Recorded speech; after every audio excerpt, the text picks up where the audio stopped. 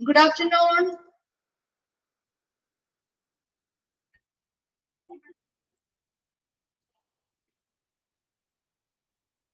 Good afternoon.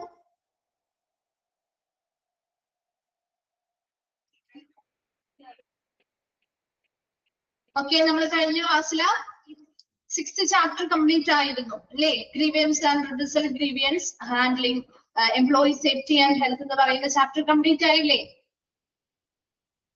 പുതിയൊരു chapter ആണ് കേട്ടോ ഇന്ന് സ്റ്റാർട്ട് ചെയ്യുന്നത്. നിങ്ങളുടെ ഫോർത്ത് ചാപ്റ്ററിലെ നിങ്ങളുടെ ടീച്ചേഴ്സ് ആരും എടുത്തിട്ടില്ല അല്ലേ? ഫോർത്ത് ചാപ്റ്റർ ആണ് talent management and compensation management കേട്ടോ. ഈ ഒരു ചാപ്റ്റർ ആണ് നമ്മൾ പുതിയതായിട്ട് സ്റ്റാർട്ട് ചെയ്യാൻ പോകുന്നത്.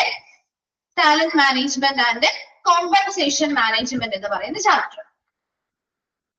ഓക്കെ, അപ്പൊ അതിൽ നമ്മൾ ആദ്യം ടാലന്റ് മാനേജ്മെന്റിനെ കുറിച്ചാണ് പഠിക്കുന്നത്. അതിനുശേഷമായിരിക്കും കേട്ടോ കോമ്പൻസേഷൻ മാനേജ്മെന്റുമായി ബന്ധപ്പെട്ട കാര്യങ്ങൾ പഠിക്കാം. അപ്പൊ ടാലന്റ് മാനേജ്മെന്റ് എന്താണ്, അതുമായി ബന്ധപ്പെട്ട കുറച്ച് സ്റ്റെപ്പുകൾ കാര്യങ്ങളൊക്കെയാണ് നമ്മൾ ആദ്യമായിട്ട് ഈ ഒരു ചാപ്റ്ററിൽ പഠിക്കുന്നത്. ഒരുപാട് വലിയ ചാപ്റ്റർ ഒന്നുമല്ല, ചെറിയ ചാപ്റ്റർ തന്നെയാണ്. മറ്റ് ചാപ്റ്റേഴ്സിനെ അപേക്ഷിച്ച് നോക്കുമ്പോൾ ചെറിയൊരു ചാപ്റ്റർ ആണ്. അപ്പൊ ടാലന്റ് മാനേജ്മെന്റ് എന്താണെന്നുള്ളത് മനസ്സിലാക്കുക, അതുമായി ബന്ധപ്പെട്ട കാര്യങ്ങൾ മനസ്സിലാക്കി പഠിച്ചതിന് ശേഷം നമ്മൾ കോമ്പൻസേഷൻ മാനേജ്മെന്റിലേക്ക് പോകും. ഓക്കെ, അപ്പോൾ ടാലന്റ് മാനേജ്മെന്റ് എന്നാണ് നമ്മൾ ആദ്യമായിട്ട് നോക്കുന്നത്. ടാലന്റ് മാനേജ്മെന്റ് എന്താണെന്നുള്ളത് ഒന്ന് നോക്കാം.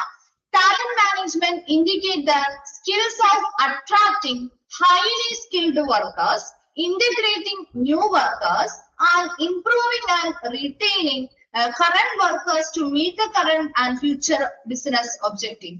So, talent management എന്ന് പറഞ്ഞാൽ എന്താണ് ഇൻഡിക്കേറ്റ് ചെയ്യുന്നത് അല്ലെങ്കിൽ എന്താണ് സൂചിപ്പിക്കുന്നത്? The skill of attracting highly skilled workers and integrating new workers and improving and retaining current workers to meet the current and future business objective. ആ സെന്റൻസ് ഒന്ന് അങ്ങനെ തന്നെ അണ്ടർലൈൻ ചെയ്തിട്ടുണ്ടോ കേട്ടോ. അപ്പൊ എന്താണ് ടാലന്റ് മാനേജ്മെന്റ്? ടാലന്റ് മാനേജ്മെന്റ് എന്നാൽ എന്തിനെയാണ് സൂചിപ്പിക്കുന്നത് എന്നാണ് ഇവിടെ പറയുന്നത്. ടാലന്റ് മാനേജ്മെന്റ് എന്ന് പറഞ്ഞാൽ നിലവിലുള്ളതോ, അതായത് current and future business objective, നിലവിലുള്ള ബിസിനസ് പരമായിട്ടുള്ള പ്രവർത്തനങ്ങളാവാം അല്ലെങ്കിൽ ആവശ്യകതകളാവാം, ഭാവിയിലേക്കുള്ള, അപ്പൊ നിലവിലുള്ളതോ ഭാവിയിലുള്ളതോ ആയിട്ടുള്ള ബിസിനസ് ആവശ്യകതകൾ നിറവേറ്റുന്നതിന് വേണ്ടി നല്ല ഹൈലി സ്കിൽഡ് ആയിട്ടുള്ള, നല്ല ഉയർന്ന വിദഗ്ധം, നല്ല ഉയർന്ന സ്കില്ലുള്ള അല്ലെങ്കിൽ കഴിവുകളുള്ള വർക്കേഴ്സിനെ ആകർഷിക്കുക, പുതിയ വർക്കേഴ്സിനെ അവരുടെ ഈ ഒരു ജോലിയുമായി ബന്ധപ്പെട്ട് സംയോജിപ്പിക്കുക, അതുപോലെ നിലവിലുള്ള വർക്കേഴ്സിന്റെ അവരുടെ ആ ഒരു തൊഴിലുമായി ബന്ധപ്പെട്ട് അവരുടെ സ്കില്ല് കാര്യങ്ങളെ ഇംപ്രൂവ് ചെയ്യുക, അവരെ നിലനിർത്തുക മുതലായ കാര്യങ്ങളെ സൂചിപ്പിക്കുന്ന ഒരു ടേം ആണ് ടാലന്റ് മാനേജ്മെന്റ് എന്ന് പറയുന്നത്. അപ്പൊ ടാലന്റ് മാനേജ്മെന്റ് എന്ന് പറഞ്ഞാൽ എന്താണ്? Indicate the skills of attracting highly skilled workers, integrating new workers and improving and retaining current workers to meet the current and future business objective. അപ്പൊ നിലവിലുള്ള ബിസിനസ് ആവശ്യകതകളാവാം, ഫ്യൂച്ചറിലേക്കുള്ള ഭാവിയിലേക്കുള്ളതുമായിട്ടുള്ള ബിസിനസ് ആവശ്യകതകൾ നിറവേറ്റുന്നതിന് വേണ്ടി ഹൈലി സ്കിൽഡ് ആയിട്ടുള്ള നല്ല ഉയർന്ന സ്കില്ലുള്ള വർക്കേഴ്സിനെ ആകർഷിക്കുക, പുതിയതായിട്ടുള്ള വർക്കേഴ്സിനെ അല്ലെ പുതിയ തൊഴിലാളികളെ അവരുടെ ജോലിയുമായി ബന്ധപ്പെട്ട് സംയോജിപ്പിക്കുക, അതുപോലെ നിലവിലുള്ള കറന്റ് വർക്കേഴ്സിനെ ആവശ്യമായ മെച്ചപ്പെടുത്തൽ നടത്തി അവിടെ റിട്ടേൺ ചെയ്യുക അല്ലെങ്കിൽ നിലനിർത്തുക മുതലായ കാര്യങ്ങളിൽ മുതലായ പ്രക്രിയകളെയാണ് ടാലന്റ് മാനേജ്മെന്റ് എന്നുകൊണ്ട് സൂചിപ്പിക്കുന്നത്. ക്ലിയർ ആണോ? ടാലന്റ് മാനേജ്മെന്റ് എന്താന്നുള്ളത് മനസ്സിലായോ? അപ്പൊ ഭാവിയിലേക്കുള്ള ആവശ്യകതകളാവാം, ബിസിനസ് ആവശ്യകതകളാവാം, നിലവിലുള്ള ബിസിനസ് ആവശ്യകതകളാവാം, ഭാവിയിലേക്കുള്ള ബിസിനസ് ആവശ്യകതകളാവാം. അതിനു വേണ്ടിയിട്ട് എന്ത് ചെയ്യുന്നു? ഇത്തരം ആവശ്യകതകളെ നിറവേറ്റുന്നതിന് വേണ്ടി അല്ലെങ്കിൽ ഇത്തരം current and future business objectives meet ചെയ്യുന്നതിന് വേണ്ടി അല്ലെങ്കിൽ അത്തരം ഒബ്ജക്റ്റീവ്സ് അല്ലെങ്കിൽ അത്തരം ആവശ്യകതകളെ നിറവേറ്റുന്നതിന് വേണ്ടി നല്ല ഹൈലി സ്കിൽഡ് ആയിട്ടുള്ള നല്ല ഉയർന്ന വൈദഗ്ധ്യം അല്ലെങ്കിൽ കഴിവുകളുള്ള വർക്കേഴ്സിനെ അത്തരം ജോലിയിലേക്ക് ആകർഷിക്കുക. അതുപോലെ തന്നെ പുതിയതായിട്ട് നിയമനത്തിൽ വന്നിരിക്കുന്ന തൊഴിലാളികളെ ആ ജോലിയിലേക്ക് സംയോജിപ്പിക്കുക. അതുപോലെ തന്നെ നിലവിൽ അവിടെ വർക്ക് ചെയ്യുന്ന വർക്കേഴ്സിനെ നല്ല രീതിയിൽ മെച്ചപ്പെടുത്തൽ നടത്തി അവിടെ നിലനിർത്തുക. ക്ലിയർ ആണോ? ടാലന്റ് മാനേജ്മെന്റ് എന്താന്നുള്ളത് ഒന്ന് വേഗം വായിച്ചു നോക്കിയത് മനസ്സിലായോ എന്ന്?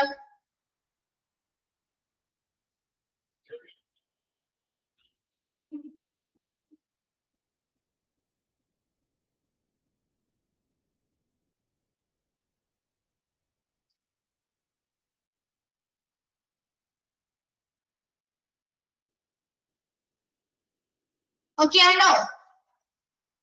നെക്സ്റ്റ് പറയട്ടെ.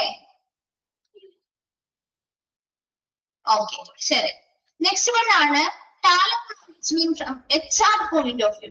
ഒരു HR പോയിന്റ് ഓഫ് വ്യൂവിൽ നിന്ന് ടാലന്റ് മാനേജ്മെന്റ് എന്ന് പറഞ്ഞാൽ HR മാനേജറിന്റെ കീ ടാസ്കുകളാണ് കേട്ടോ. ടാലന്റ് മാനേജ്മെന്റുമായി ബന്ധപ്പെട്ട് ഒരു HR മാനേജറിന്റെ പ്രധാനപ്പെട്ട കുറച്ച് ടാസ്കുകളാണ് ഒരു 3 പറയുന്നുണ്ട്. അപ്പൊ അത് നോക്കി.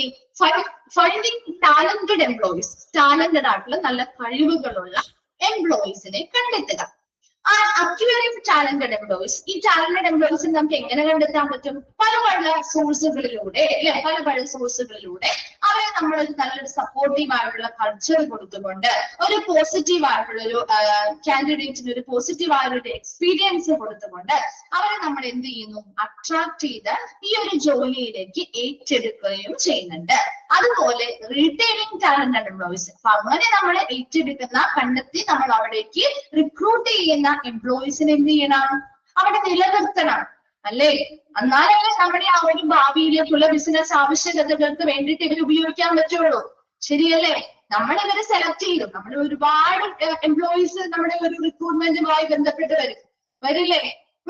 അവരിൽ നിന്ന് നമ്മുടെ ജോലിക്ക് അനുയോജ്യരായിട്ടുള്ള കൃത്യമായിട്ടുള്ള ടാലന്റ് ഉള്ള ആളുകളെ കണ്ടെത്തുകയും അവരെ ഈ ജോലിയിലേക്ക് ഏറ്റെടുക്കുകയും അവരെ ആ ജോലിയിൽ നിലനിർത്തുകയും ചെയ്യുന്നതിലൂടെയാണ് നമുക്ക് ആ ഒരു ഓർഗനൈസേഷന്റെ നിലവിലുള്ള ഒബ്ജക്റ്റീവ്സ് ആയിരിക്കാം, ഫ്യൂച്ചറിലുള്ള ഒബ്ജക്റ്റീവ്സ് ആയിരിക്കാം, അത് നിറവേറ്റാൻ പറ്റുള്ളൂ. ശരിയല്ലേ? അതല്ല നമ്മൾ റിക്രൂട്ട് ചെയ്തു, അവരാ റിക്രൂട്ട്മെന്റ് കഴിഞ്ഞു, അതിനുശേഷം അവിടെ അവർ നിലനിർത്താനുള്ള പ്രവർത്തനങ്ങൾ ചെയ്യുന്നില്ല എങ്കിൽ അവരെന്ത് ചെയ്യും? സ്വാഭാവികമായിട്ടും ജോലിയിൽ നിന്ന് പിരിഞ്ഞ് വേറൊരു സ്ഥാപനത്തിലേക്ക് പോവില്ലേ? അപ്പൊ അവിടെ നമ്മൾ ആ ഒരു റിട്ടൈനിങ് ചെയ്യുന്നത് നിലനിൽക്കുന്നില്ല അല്ലെ? അവർ റിട്ടൈൻ ചെയ്യുന്നില്ല അല്ലെങ്കിൽ അവരവിടെ നിലനിർത്തുന്നില്ല. അപ്പൊ അവിടെ അങ്ങനെ കണ്ടെത്തിയത് കൊണ്ട് മാത്രമല്ല, അല്ലെങ്കിൽ അവരെ ആ ഒരു സ്ഥാപനത്തിലേക്ക് ഏറ്റെടുത്തത് കൊണ്ട് മാത്രം കാര്യമില്ല. എന്ത് ചെയ്യണം? അവിടെ അവരെ നിലനിർത്താൻ ആവശ്യമുള്ള കാര്യങ്ങൾ അവർക്ക് ചെയ്തു കൊടുക്കണം. വേണോ? അതാണ് ഈ 3 കാര്യങ്ങളാണ് ഒരു HR പോയിന്റ് ഓഫ് വ്യൂവിൽ നിന്നും ഒരു ടാലന്റ് മാനേജ്മെന്റ് എന്ന് പറയുന്നത്. അവർ അതുമായി ബന്ധപ്പെട്ട് ചെയ്യേണ്ട പ്രധാനപ്പെട്ട കീ ടാസ്കുകളാണ് താഴെ പറഞ്ഞിട്ടുള്ള ഫൈൻഡിങ് ദ ടാലന്റഡ് എംപ്ലോയീസ്. എംപ്ലോയീസിനെ എന്ത് ചെയ്യുക? ടാലന്റഡ് ആയിട്ടുള്ള എംപ്ലോയീസിനെ കണ്ടെത്തുക, അവരെ ആ ഒരു സ്ഥാപനത്തിലേക്ക് ഏറ്റെടുക്കുക, അതുപോലെ തന്നെ അവരെ റിട്ടൈനിങ് ദ ടാലന്റഡ് എംപ്ലോയീസ്, ആ ടാലന്റഡ് ആയിട്ടുള്ള എംപ്ലോയീസിനെ അവിടെ നിലനിർത്തുകയും ചെയ്യുക. ക്ലിയർ ആണോ? മനസ്സിലായോ? റിപ്ലൈ ചെയ്താൽ മാത്രമേ മിസ്സിന് മനസ്സിലാവട്ടെ. ഇത് ക്ലിയർ ആവുന്നുണ്ട്, അല്ലെങ്കിൽ റിപ്പീറ്റ് ചെയ്ത് പറയാൻ വേണ്ടിയിട്ടാണ് ചോദിക്കുന്നത്. ക്ലിയർ ആണോ? ഇവിടെ ഓക്കെ ആണോ? ഓക്കെ. Next നോക്കിയേ, the companies which are involved in a talent management strategy tend to shift the duties of employees from the human resource department to all the managers throughout the company. It is also called human capital management അല്ലെങ്കിൽ HCM. ഇപ്പൊ ഇവിടെ ഈ talent മാനേജ്മെന്റുമായി ബന്ധപ്പെട്ട strategies അല്ലെങ്കിൽ തന്ത്രങ്ങളിൽ ഉൾപ്പെട്ടിട്ടുള്ള കമ്പനികൾ അതിനെന്ത് ചെയ്യുന്ന വെച്ചാൽ they tend to shift the duties of employees from the human resource ഡിപ്പാർട്ട്മെന്റിലെ എംപ്ലോയീസിന്റെ ആ ഒരു ഡ്യൂട്ടീസ് അവരെന്ത് ചെയ്യുന്നു? അവിടെ ആ ഒരു ജീവനക്കാരുടെ ചുമതലകൾ അവർ ഷിഫ്റ്റ് ചെയ്യുന്നു. ആർക്ക് ഷിഫ്റ്റ് ചെയ്യുന്നു? To all managers throughout the company. ആ കമ്പനിയിലെ എല്ലാ മാനേജേഴ്സ്, ആ കമ്പനിയിലുടനീളമുള്ള മാനേജർമാരിലേക്ക് ആ ഒരു ജോലി അല്ലെങ്കിൽ ആ ഒരു ഡ്യൂട്ടീസ് അവരെന്ത് ചെയ്യുന്നു? കൈമാറ്റം ചെയ്തു കൊടുക്കുന്നു. അപ്പൊ ഇവിടെ മുൻകാലങ്ങളിൽ ട്രഡീഷണലി നമ്മുടെ ഒരു ഹ്യൂമൻ റിസോഴ്സ് ഡിപ്പാർട്ട്മെന്റ് കൈകാര്യം ചെയ്തിരുന്ന കാര്യങ്ങള് ടാലന്റ് മാനേജ്മെന്റ് സ്ട്രാറ്റജിയിലേക്ക് വരുമ്പോൾ അല്ലെങ്കിൽ അതിൽ ഉൾപ്പെട്ടിട്ടുള്ള കമ്പനീസ് എന്താ ചെയ്യുന്നത്, അവിടെ ആ ഒരു ഹ്യൂമൻ റിസോഴ്സ് ഡിപ്പാർട്ട്മെന്റ് മാത്രം കൈകാര്യം ചെയ്യേണ്ട കാര്യമില്ല. അവിടുത്തെ എംപ്ലോയീസ് ചെയ്യുന്ന ഡ്യൂട്ടീസ് നമ്മുടെ മറ്റ് അവിടെയുള്ള മാനേജേഴ്സിനെയും കൂടി ഉൾപ്പെടുത്തി അവരിലേക്കും കൂടി ആ ഒരു ചുമതലകളും ഡ്യൂട്ടീസും ഷെയർ ചെയ്ത് കൊടുക്കുകയാണ് ചെയ്യുന്നത്. സോ അതുകൊണ്ട് തന്നെ ഇതിനെ നമ്മൾ വിളിക്കുന്ന മറ്റൊരു പേരാണ് also called human capital management, HCM expand form ചോദിക്കാറുണ്ട് കേട്ടോ. ഇത് ടാലന്റ് മാനേജ്മെന്റിനെ തന്നെയാണ് നമ്മൾ also called human capital management എന്ന് കൂടി അറിയപ്പെടുന്നത്. ഈ ടേംസ് എല്ലാം എന്താണ് അനുബന്ധമായിട്ടുള്ള അല്ലെങ്കിൽ ഒന്ന് ചേർന്നിട്ടുള്ള ടേംസ് ആണ്. ഇത് നമ്മൾ പരസ്പരം മാറി മാറി ഉപയോഗിക്കാറുള്ള ഒരു ടേം കൂടിയാണ്. അപ്പൊ ഹ്യൂമൻ ക്യാപിറ്റൽ മാനേജ്മെന്റ് അല്ലെങ്കിൽ HCM എന്ന് പറഞ്ഞാൽ അവിടെ ഇത്ര മാത്രമേ ഉള്ളൂ. ടാലന്റ് മാനേജ്മെന്റ് സ്ട്രാറ്റജീസിൽ ഉൾപ്പെട്ടിട്ടുള്ള സ്ഥാപനങ്ങൾ അല്ലെങ്കിൽ കമ്പനികള് that tend to shift the duties of employees from the human resource department. Human resource department ആണ് നമ്മുടെ അവിടുത്തെ എംപ്ലോയീസിന്റെ എല്ലാവരുടെയും ഡ്യൂട്ടീസും കാര്യങ്ങളും ഒക്കെ കൈകാര്യം ചെയ്യുന്ന ഡിപ്പാർട്ട്മെന്റ് ആണ് അല്ലെ. അപ്പൊ അത്തരം ഹ്യൂമൻ റിസോഴ്സ് ഡിപ്പാർട്ട്മെന്റിൽ നിന്നും അവരുടെ ഡ്യൂട്ടീസ് എന്ത് ചെയ്യുന്നു, to all managers throughout the company, കമ്പനിയിലെ ഉടനീളമുള്ള എല്ലാ മാനേജേഴ്സിലേക്കും എന്ത് ചെയ്യുന്നു, ഷിഫ്റ്റ് ചെയ്ത് കൊടുക്കുന്നു അല്ലെങ്കിൽ കൈമാറ്റം ചെയ്ത് കൊടുക്കുകയാണ്. അപ്പൊ ട്രഡീഷണലി നമ്മൾ ഫോളോ ചെയ്ത് വരുന്നിരുന്ന എന്താണ് പ്രോസസ്സുകളിൽ മാറ്റം വരുത്തി മറ്റുള്ളവരെയും കൂടി ഉൾപ്പെടുത്തിക്കൊണ്ടുള്ള ഒരു തന്ത്രം അല്ലെങ്കിൽ ഒരു സ്ട്രാറ്റജിയാണ് ഇവിടെ കമ്പനി ഉപയോഗിക്കുന്നത്. അതുകൊണ്ട് തന്നെ ഇതിന് നമ്മുടെ ഹ്യൂമൻ ക്യാപിറ്റൽ മാനേജ്മെന്റ് അവിടുത്തെയുള്ള ആ ഒരു ഡിപ്പാർട്ട്മെന്റ് മാത്രമല്ല വെക്കുന്നത്, അവിടെയുള്ള മാനേജേഴ്സിനെ എല്ലാവരും നമ്മൾ ഉൾപ്പെടുത്തി അവർക്ക് കൂടി ഇതുമായി ബന്ധപ്പെട്ട ചുമതലകൾ കൊടുക്കുകയും ഇതുമായി ബന്ധപ്പെട്ട പങ്കാളിത്തം ഉറപ്പുവരുത്തുകയും ചെയ്യുന്ന അത്തരത്തിലുള്ള ആ ഒരു പ്രോസസ്സിനെ നമ്മൾ ഹ്യൂമൻ ക്യാപിറ്റൽ മാനേജ്മെന്റ് അല്ലെങ്കിൽ HCM എന്ന് കൂടി അറിയപ്പെടുന്നുണ്ട്. Then next പറയുന്നത് the talent management is basically concerned with coordinating, collaborating and managing different talent peoples have to offer within a company. നമുക്കറിയാം ഓരോരുത്തർക്കും ഓരോ ടാലൻസ് ആണ്, ശരിയല്ലേ? ഇപ്പൊ നമ്മുടെ ഇവിടെ ഇരിക്കുന്ന ഓരോരുത്തരും വ്യത്യസ്തമായിട്ടുള്ള കഴിവുകളുള്ള ആളുകളായിരിക്കും, ശരിയല്ലേ? എല്ലാവർക്കും ഒരേ കഴിവായിരിക്കും? അല്ല. അതുപോലെ തന്നെ ഇപ്പൊ ഒരു കമ്പനിയിൽ ഉള്ള ജീവനക്കാർക്കും അതേ രീതിയാണ് അല്ലെ. ഒരു കമ്പനിയിൽ ഒരു 10 സ്റ്റാഫ് വർക്ക് ചെയ്യുന്നുണ്ടെങ്കിൽ 10 പേർക്കും വ്യത്യസ്തമായിട്ടുള്ള ടാലൻസ് അല്ലെങ്കിൽ കഴിവുകളായിരിക്കില്ല ഉണ്ടാവുക അല്ലെ. എല്ലാവർക്കും ഒരേ കഴിവായിരിക്കും ഉണ്ടാവുന്നത്? അല്ല, അല്ലെ. അപ്പൊ ഇവിടെ ഈ ഒരു ടാലന്റ് മാനേജ്മെന്റുമായി ബന്ധപ്പെട്ട് ബേസിക്കലി ഇത് അടിസ്ഥാനപരമായിട്ട് എന്തുമായി കൺസേൺഡ് ആണ്? Coordinating, collaborating and managing different talented people have to offer within a company. ഒരു കമ്പനിയിൽ വാഗ്ദാനം ചെയ്യുന്ന ഡിഫറെന്റ് ടാലന്റഡ് ആയിട്ടുള്ള എംപ്ലോയീസ് ആണ് അല്ലെ. അപ്പൊ ആ ഒരു കമ്പനിയിൽ വർക്ക് ചെയ്യുന്ന ഡിഫറെന്റ് ടാലന്റഡ് ആയിട്ടുള്ള ആളുകളെ മാനേജ് ചെയ്യുക, അവരെ കൃത്യമായിട്ട് കോർഡിനേറ്റ് ചെയ്യുക, കൃത്യമായിട്ട് അവരെ സഹകരിപ്പിക്കുക മുതലായ കാര്യങ്ങളിൽ കൺസേൺഡ് ആയിട്ടുള്ള അല്ലെങ്കിൽ മുതലായ കാര്യങ്ങളിൽ ഫോക്കസ് ചെയ്യുന്ന ഒന്നാണ് ടാലന്റ് മാനേജ്മെന്റ് എന്ന് പറയുന്നത്. അപ്പൊ എല്ലാവരുടെയും കഴിവുകളും അതെല്ലാം പുറത്തെടുക്കാനും അവർക്ക് മാക്സിമം അത് അവിടെ യൂട്ടിലൈസ് ചെയ്യാനും, എന്നാൽ ചിലപ്പോ അതവര് തമ്മിൽ അത് സംയോജിച്ച് പോവാനായിട്ട് അല്ലെങ്കിൽ അത് കോർഡിനേറ്റ് ചെയ്ത് പോവാൻ ചിലപ്പോൾ ബുദ്ധിമുട്ടുകൾ വരാം അല്ലെ. അപ്പൊ അത്തരം കാര്യങ്ങളെല്ലാം മാനേജ് ചെയ്യുന്നത്. അപ്പൊ ഓരോ എംപ്ലോയീസിന്റെയും ഡിഫറെന്റ് ടാലന്റുകളാണ്. അപ്പൊ അങ്ങനെ ഡിഫറെന്റ് ടാലന്റ് ഉള്ള ഓരോ എംപ്ലോയീസുകളെയും കൃത്യമായിട്ട് അവിടെ മാനേജ് ചെയ്യാനും കൃത്യമായിട്ട് അവരെ കോർഡിനേറ്റ് ചെയ്യാനും കൃത്യമായ മറ്റുള്ളവരുമായിട്ട് അവരെ സഹകരിപ്പിക്കാനും ഉള്ള അങ്ങനെയുള്ള ഒരു അടിസ്ഥാനപരമായിട്ടുള്ള ഒരു കൺസേൺ ഉള്ള ഒരു സബ്ജക്ട് അല്ലെങ്കിൽ ഒരു ടോപ്പിക്കാണ് ടാലന്റ് മാനേജ്മെന്റ് എന്ന് പറയുന്ന ആ ഒരു പ്രക്രിയ. This is carried out by studying and examining each individual on the basis of their skills, talent, personality and character in relation to filling a particular vacancy within the company. ഇത് നമുക്ക് എങ്ങനെ ചെയ്യാൻ പറ്റും? അതായത് ഓരോ കമ്പനിയിലും ഒരു പർട്ടിക്കുലർ വേക്കൻസി ഉണ്ടാവും അല്ലെ. ആ വേക്കൻസിയിലേക്ക് നമ്മൾ ഒരു വ്യക്തിയെ തിരഞ്ഞെടുക്കുമ്പോ നമ്മൾ എപ്പോഴും എങ്ങനെയാണ് തിരഞ്ഞെടുക്കുന്നത്? ഓരോരുത്തർക്കും വ്യത്യസ്ത ടാലൻസ് ആണെന്ന് പറഞ്ഞു അല്ലെ. നമ്മുടെ ആ ഒരു കമ്പനിയിലെ ആ ഒരു വേക്കൻസി ഫില്ല് ചെയ്ത് അല്ലെങ്കിൽ ആ ഒരു പ്രത്യേക ഒഴിവ് നികത്തുന്നതുമായിട്ട് ബന്ധപ്പെട്ട് കൃത്യമായിട്ട് ഓരോ വ്യക്തികളെയും നമ്മൾ ഇൻഡിവിജ്വൽ ആയിട്ട് ഓരോ ഇൻഡിവിജ്വലിനെയും നമ്മൾ സ്റ്റഡി നടത്തണം, പഠനം നടത്തണം അല്ലെ. അവർ കൃത്യമായിട്ട് പരിശോധനകൾ നടത്തണം. അതിലൂടെയാണ് അവർക്ക് എന്തൊക്കെയാണ് സ്കില്ലുള്ളത്, എന്തൊക്കെ ടാലൻസ് അവർക്കുണ്ട്, ഏത് രീതിയിലുള്ള ഒരു വ്യക്തിത്വമാണ് അവരുള്ളത്, ഏത് സ്വഭാവമാണ് അവർക്കുള്ളത്, അല്ലെ? ഇങ്ങനെയുള്ള എല്ലാ കാര്യങ്ങളും കൃത്യമായി ഓരോ ഇൻഡിവിജ്വലിന്റെയും പഠനങ്ങൾ നടത്തി, അവർക്ക് പരിശോധനകൾ നടത്തി മനസ്സിലാക്കിയതിനു ശേഷമാണ് നമ്മൾ ആ ഒരു പൊസിഷൻ, ഏത് പൊസിഷനാണോ വേക്കന്റ് ആയിട്ടിരിക്കുന്നത് ആ ഒരു കമ്പനിയുടെ ആ ഒരു പ്രത്യേക ഒഴിവ് നമ്മൾ നികത്തുകയും ചെയ്യുന്നത്. ഒരു ടാലന്റ് മാനേജ്മെന്റ് എന്ന് പറയുമ്പോൾ അവിടുത്തെ ഓൾറെഡി ഉള്ള എംപ്ലോയീസിനെ കൈകാര്യം ചെയ്യുക അല്ലെങ്കിൽ മാനേജ് ചെയ്യുക മാത്രമല്ല, നിലവിലുള്ള ഒരു വേക്കൻസി അല്ലെങ്കിൽ ഒരു ഒഴിവ് ആ ഒരു സ്ഥാപനത്തിൽ വരുമ്പോൾ ആ സ്ഥാപനത്തിലേക്ക് ആ ഒരു വേക്കൻസി ഫില്ല് ചെയ്യണമെങ്കിൽ അത് എങ്ങനെയുള്ള ആളായിരിക്കണം, ആ ഒരു ജോലിയോട് അല്ലെങ്കിൽ ആ ഒരു ജോലിയുടെ സ്വഭാവത്തിനനുസരിച്ച് അതിനുള്ള നല്ല കഴിവുകളുള്ള സ്കില്ലുള്ള വ്യക്തിയായിരിക്കണം. അതിനുവേണ്ടി വരുന്ന ഓരോരുത്തരെയും നമ്മൾ എന്ത് ചെയ്യണം? ഓരോരുത്തർക്കും വ്യത്യസ്ത കഴിവുകളാണ്. അപ്പൊ അവരുടെ കഴിവുകൾ എന്തൊക്കെയാണ്, അവരുടെ സ്കിൽ എന്തൊക്കെയാണ്, അവരുടെ പേഴ്സണാലിറ്റി, വ്യക്തിത്വം എങ്ങനെയാണ്, അവരുടെ സ്വഭാവം എങ്ങനെയാണ്, ഇതൊക്കെ മനസ്സിലാക്കണമെങ്കിൽ കൃത്യമായി നമ്മൾ അവരെ പഠിക്കുകയും അവരെ പരിശോധന നടത്തുകയും ചെയ്യുന്നതിലൂടെയാണ് ഇത് നമുക്ക് സാധ്യമാക്കാൻ പറ്റുന്നത്. Then every individual has different skill to offer. Our challenging part of a company is selecting those individuals who fit in with the existing company culture. ഇപ്പൊ ഓരോ വ്യക്തികൾക്കും ഡിഫറെന്റ് സ്കില്ലുകളാണുള്ളത്, അല്ലെ? അതുകൊണ്ട് തന്നെ അവർക്ക് ഓരോരുത്തരും അവർ വാഗ്ദാനം ചെയ്യുന്ന സ്കിൽ എന്ന് പറയുന്നത് വ്യത്യസ്തമാണ്. അപ്പൊ ആ കമ്പനിയുടെ ഭാഗത്തുനിന്ന് ഒരു ചലഞ്ചിങ് ടാസ്ക് ആണ്, അല്ലെ?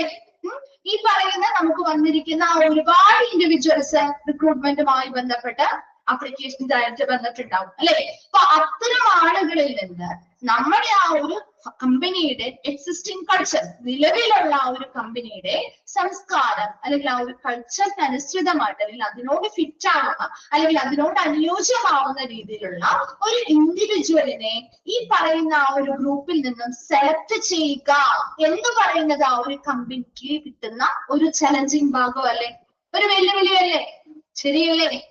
കുറെ അധികം പഠനങ്ങളും കാര്യങ്ങളൊക്കെ ചെയ്തു കഴിഞ്ഞാൽ മാത്രമേ നമുക്ക് ആ ഒരു ജോലിയോടും ആ ഒരു കമ്പനിയുടെ സംസ്കാരത്തിനോടും അനുയോജ്യമായിട്ടുള്ള അല്ലെങ്കിൽ ഫിറ്റ് ആയിട്ടുള്ള ഒരു വ്യക്തിയെ നമുക്ക് സെലക്ട് ചെയ്യാൻ പറ്റുള്ളൂ. അപ്പൊ നമ്മുടെ ആ ഒരു സെലക്ഷൻ എന്തെങ്കിലും മിസ്റ്റേക്ക് പറ്റിയാൽ അത് പിന്നീട് നമ്മുടെ ആ ഒരു ലക്ഷ്യങ്ങളെ തന്നെ ബാധിച്ചെന്ന് വരാം. അതുകൊണ്ട് ആ ഒരു കമ്പനിയുടെ ഒരു ചലഞ്ചിങ് പാർട്ടാണ് ഇത്തരം ഫിറ്റ് ആയിട്ടുള്ള ഒരു വ്യക്തിയെ അതിൽ നിന്ന് സെലക്ട് ചെയ്യാനുള്ളത്.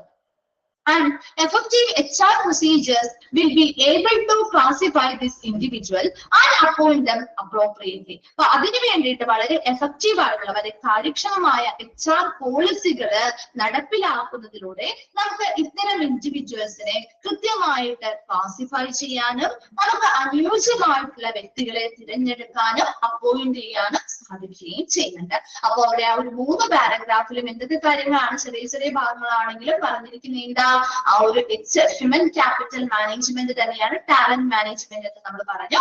HCMന്റെ എക്സ്പാൻഡഡ് ഫോമും ചോദിക്കാറുണ്ട്. അതുപോലെ തന്നെ അതെന്താണ് ഉദ്ദേശിക്കുന്നത്? കമ്പനീസ്, അതായത് ടാലന്റ് മാനേജ്മെന്റ് സ്ട്രാറ്റജി അല്ലെങ്കിൽ തന്ത്രങ്ങളിൽ ഉൾപ്പെട്ടിട്ടുള്ള കമ്പനികള് to shift the duties of employees, അതായത് ഹ്യൂമൻ റിസോഴ്സ് ഡിപ്പാർട്ട്മെന്റിൽ നിന്നുള്ള എംപ്ലോയീസിന്റെ അവരുടെ ജീവനക്കാരുടെ ആ ഒരു ഡ്യൂട്ടീസ് അല്ലെങ്കിൽ ചുമതലകള് ആ ഒരു കമ്പനിയിലുടനീളമുള്ള മാനേജേഴ്സിലേക്ക് കൂടി മാറ്റുന്ന ഒരു പ്രക്രിയയാണ് നമ്മുടെ ഈ ഒരു എന്താണ് ഹ്യൂമൻ ക്യാപിറ്റൽ മാനേജ്മെന്റ് അല്ലെങ്കിൽ ടാലന്റ് മാനേജ്മെന്റ് എന്ന് പറയുന്നത്. ടാലന്റ് മാനേജ്മെന്റ് എന്ന് പറഞ്ഞാൽ ബേസിക്കലി എന്തിനെ കൺസേൺ അല്ലെങ്കിൽ എന്തിൽ ആശങ്ക പ്രകടിപ്പിക്കുന്നതാണ്? അവിടെ ഒരേ കമ്പനിയിലും ഡിഫറെന്റ് ടാലന്റഡ് ആയിട്ടുള്ള ആളുകൾ ഉണ്ടാവും. അവരെ കൃത്യമായിട്ട് മാനേജ് ചെയ്യുക, അവരെ കൃത്യമായിട്ട് കോർഡിനേറ്റ് ചെയ്യുക, കൃത്യമായിട്ട് കൊളാബറേഷൻസ് നടത്തുക.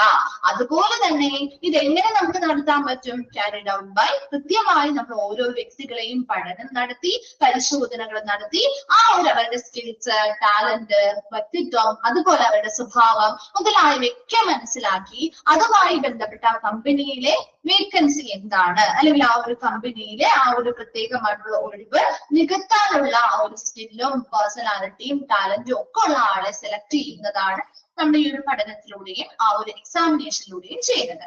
അതുപോലെ തന്നെ ഓരോ ഇൻഡിവിജ്വൽസും വ്യത്യസ്തമായിട്ടുള്ള ടാലന്റുകളാണ് അവർ ഓഫർ ചെയ്യുന്നത് അല്ലെങ്കിൽ വാഗ്ദാനം ചെയ്യുന്നത്. അതുകൊണ്ട് തന്നെ ഇത്തരം ആളുകളിൽ നിന്ന്, ഗ്രൂപ്പ് ഓഫ് ആളുകളിൽ നിന്ന് നമ്മുടെ ഈ ഒരു ജോലിക്ക് അല്ലെങ്കിൽ ആ ഒരു എക്സിസ്റ്റിംഗ് കൾച്ചറിന് എന്താണ് ഫിറ്റ് ആയിട്ടുള്ള ഒരു വ്യക്തിയെ സെലക്ട് ചെയ്യാന്ന് പറയുന്നത് ആ ഒരു കമ്പനിയുടെ ഒരു ചലഞ്ചിങ് പാർട്ടാണ് അല്ലെങ്കിൽ ആ ഒരു കമ്പനിക്ക് വെല്ലുവിളി നേരിടുന്ന ഒരു കാര്യമാണ്. അതിനുവേണ്ടി എഫക്റ്റീവ് ആയിട്ടുള്ള ഫലപ്രദമായ HR പോളിസികൾ നടപ്പിലാക്കുന്നതിലൂടെ നമുക്ക് ഇൻഡിവിജ്വൽസിനെ ക്ലാസിഫൈ ചെയ്യാനും നമുക്ക് അനുയോജ്യമായിട്ടുള്ള വ്യക്തികളെ കൃത്യമായിട്ട് ആ ഒരു പൊസിഷനിലേക്ക് അപ്പോയിന്റ്മെന്റ് ചെയ്യാനും സാധിക്കുകയും ചെയ്യുന്നുണ്ട്. വീണ്ടും ഒന്ന് വായിച്ചു നോക്കിയ ആ ഒരു ഭാഗം.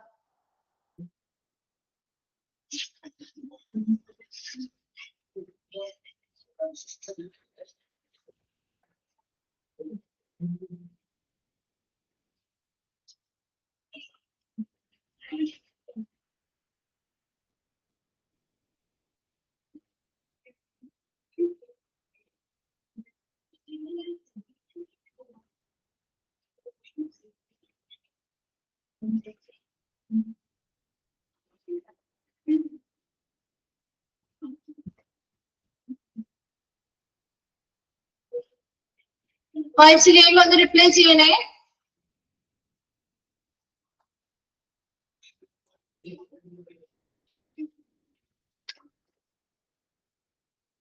ഓക്കെ, നെക്സ്റ്റ് വൺ ആണ് കോൺസെപ്റ്റ് ഓഫ് ടാലന്റ് മാനേജ്മെന്റ് അല്ലെങ്കിൽ PM മോഡൽ. ആ ഒരു ടാലന്റ് മാനേജ്മെന്റിന്റെ കോൺസെപ്റ്റ് അല്ലെങ്കിൽ ആ ഒരു PM മോഡൽ ആണ് താഴെ കാണിച്ചിരിക്കുന്നത്. ആ ഒരു പിക്ചർ ഒന്ന് നോക്കി കാണാൻ പറ്റുന്നുണ്ടല്ലോ അല്ലെ? പിക്ചറാണ്. ടാലന്റ് മാനേജ്മെന്റ് പ്രോസസ്സിന്റെ ഒരു മോഡലാണ് കാണിച്ചിരിക്കുന്നത് കേട്ടോ. അതില് പ്ലാനിങ് വരുന്നുണ്ട്, അട്രാക്ടിങ് വരുന്നുണ്ട്, സെലക്ടിങ്, ഡെവലപ്പിംഗ്, റീറ്റെയിലിംഗ് ആൻഡ് ട്രാൻസിഷനിങ്. ഇത്രയും സ്റ്റെപ്പുകൾ അല്ലെങ്കിൽ സ്റ്റേജസിലൂടെയാണ് ആ ഒരു ടാലന്റ് മാനേജ്മെന്റ് പ്രോസസ്സ് കടന്നു പോകുന്നത്. അതാണ് ഓർഗനൈസേഷന്റെ സ്ട്രാറ്റജി അല്ലെങ്കിൽ ഓർഗനൈസേഷനുമായി ബന്ധപ്പെട്ട പല പല തന്ത്രങ്ങൾ ആസൂത്രണം ചെയ്യുന്നു. അതിന്റെ ഫലമായിട്ട് ഈ പറയുന്ന ഓരോ സ്റ്റെപ്പുകളിലൂടെയും നമ്മൾ കടന്നുപോയി അവസാനം നമുക്ക് നല്ലൊരു പെർഫോമൻസ് ആൻഡ് ഔട്ട്കം നമുക്ക് ഇതിലൂടെ കിട്ടുകയും ചെയ്യുന്നുണ്ട്. ഇനി നമ്മൾ അതിന്റെ ഓരോന്നും ഡീറ്റെയിൽഡ് ആയിട്ട് നോക്കുകയാണ് കേട്ടോ. ഓരോ സ്റ്റെപ്പുകളായിട്ട് സ്റ്റെപ്പ് ബൈ സ്റ്റെപ്പ്. അപ്പൊ ഫസ്റ്റ് വൺ എന്തായിരിക്കും? പ്ലാനിങ് ആണ് അല്ലെ? ആ ഒരു സൈക്കിൾ നോക്കിയാൽ അറിയാം. ഫസ്റ്റ് വൺ ആണ് പ്ലാനിങ് എന്ന് പറയുന്നത് അല്ലെ? പ്ലാനിങ് നോക്കിയ ഫസ്റ്റ് സ്റ്റെപ്പ് ആണ്. Planning is the initial step in the process of talent management. Talent management പ്രോസസ്സിലെ ആദ്യത്തെ ഇനിഷ്യൽ സ്റ്റെപ്പ് അല്ലെങ്കിൽ പ്രാരംഭ ഘട്ടമാണ് പ്ലാനിങ് അല്ലെങ്കിൽ ആസൂത്രണം എന്ന് പറയുന്നത്. It involve the following. ഇതിൽ എന്തൊക്കെയാ? ആ ഒരു പ്ലാനിങ്ങിൽ എന്തൊക്കെ കാര്യങ്ങളാണ് ഉൾപ്പെടുത്താം നോക്കിയേ. Identify the human capital requirement എന്ന് വെച്ചാൽ എന്താ ഉദ്ദേശിക്കുന്നത്? ആ ഒരു സ്ഥാപനവുമായി ബന്ധപ്പെട്ട് മനുഷ്യ മൂലധനത്തിന്റെ ആവശ്യകത എന്താണെന്ന് തിരിച്ചറിയുക എന്ന് വെച്ചാൽ എന്താ ഉദ്ദേശിക്കുന്നത്? എന്തായിരിക്കും? ഇപ്പൊ ഏതൊരു റിക്രൂട്ട്മെന്റ് കാര്യങ്ങൾ നമ്മൾ നടത്തുമ്പോഴും കൃത്യമായിട്ട് നമുക്കൊരു കണക്കുണ്ടാവും. എത്ര എംപ്ലോയീസിനെ നമുക്ക് വേണം വേണ്ടേ? ഒരു കമ്പനിയുമായി ബന്ധപ്പെട്ട് അല്ലെങ്കിൽ ഓർഗനൈസേഷനുമായി ബന്ധപ്പെട്ട് നമ്മളൊരു നിയമനം നടത്തുമ്പോൾ അവിടെ പ്രതീക്ഷിക്കാവുന്ന കുറച്ച് വേക്കൻസീസ് ഉണ്ട്, ശരിയല്ലേ? ആ വേക്കൻസികൾക്ക് വേണ്ടി അത് ഫില്ല് ചെയ്യണമെങ്കിൽ എത്ര ആളുകളെ നമുക്ക് നിയമിക്കേണ്ടതായിട്ട് വരും? കൃത്യമായിട്ടൊരു കണക്കില്ലേ? ഇല്ലേ? അല്ലാതെ നമ്മൾ ഒരു തോന്നിയ പോലെ ഒരുപാട് പേരെ ഒന്ന് റിക്രൂട്ട് ചെയ്യോ? ഇല്ല അല്ലെ? ഒരു കൃത്യമായ ഒരു കണക്ക് നമുക്കുണ്ടാവും. അതാണ് അവിടെയും പറയുന്നത്. Identify the human capital requirement.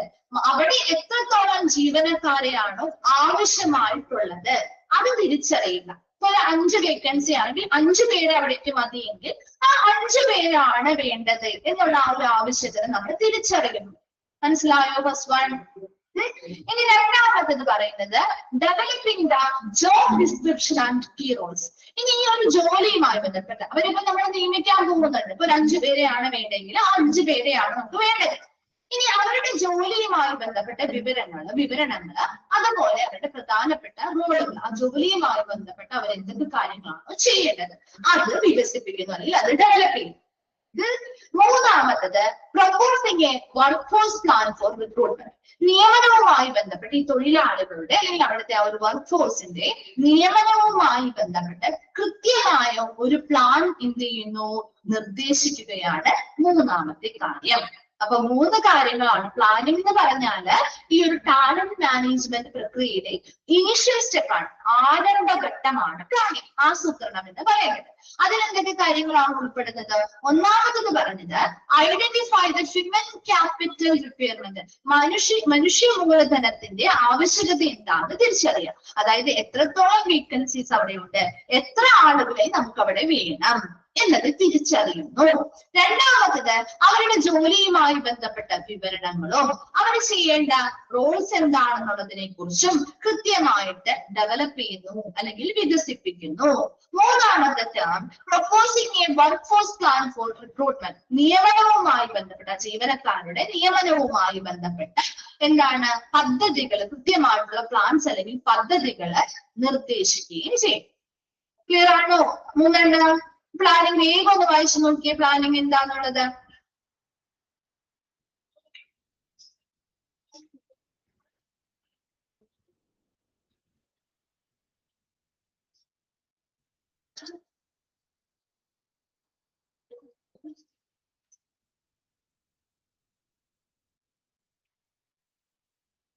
Okay, വായിച്ചു കഴിഞ്ഞോ?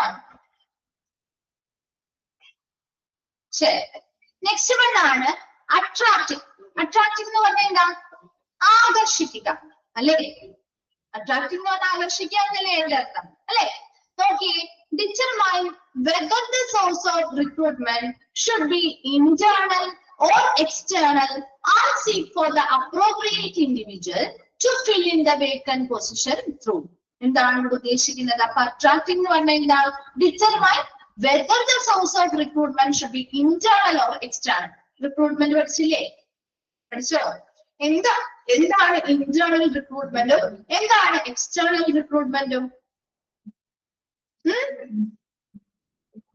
എന്താണ് ഇന്റേണൽ റിക്രൂട്ട്മെന്റ് എന്ന് പറഞ്ഞാല്?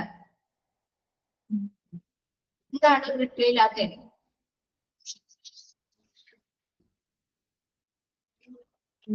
അറിയില്ല. എന്താണ് ഒരു ഇന്റേണൽ? നിങ്ങൾക്ക് തോന്നുന്നത് പറയില്ല. എന്താണ് ഒരു ഇന്റേണൽ റിക്രൂട്ട്മെന്റ്? തെറ്റി പോട്ടെ. വിത്തിൻ ദ ഓർഗനൈസേഷൻ അല്ലെ? ഓർഗനൈസേഷന്റെ ഉള്ളിൽ തന്നെ അവിടെ ഒരുപാട് ജീവനക്കാർ വർക്ക് ചെയ്യുന്നുണ്ടാവില്ലേ?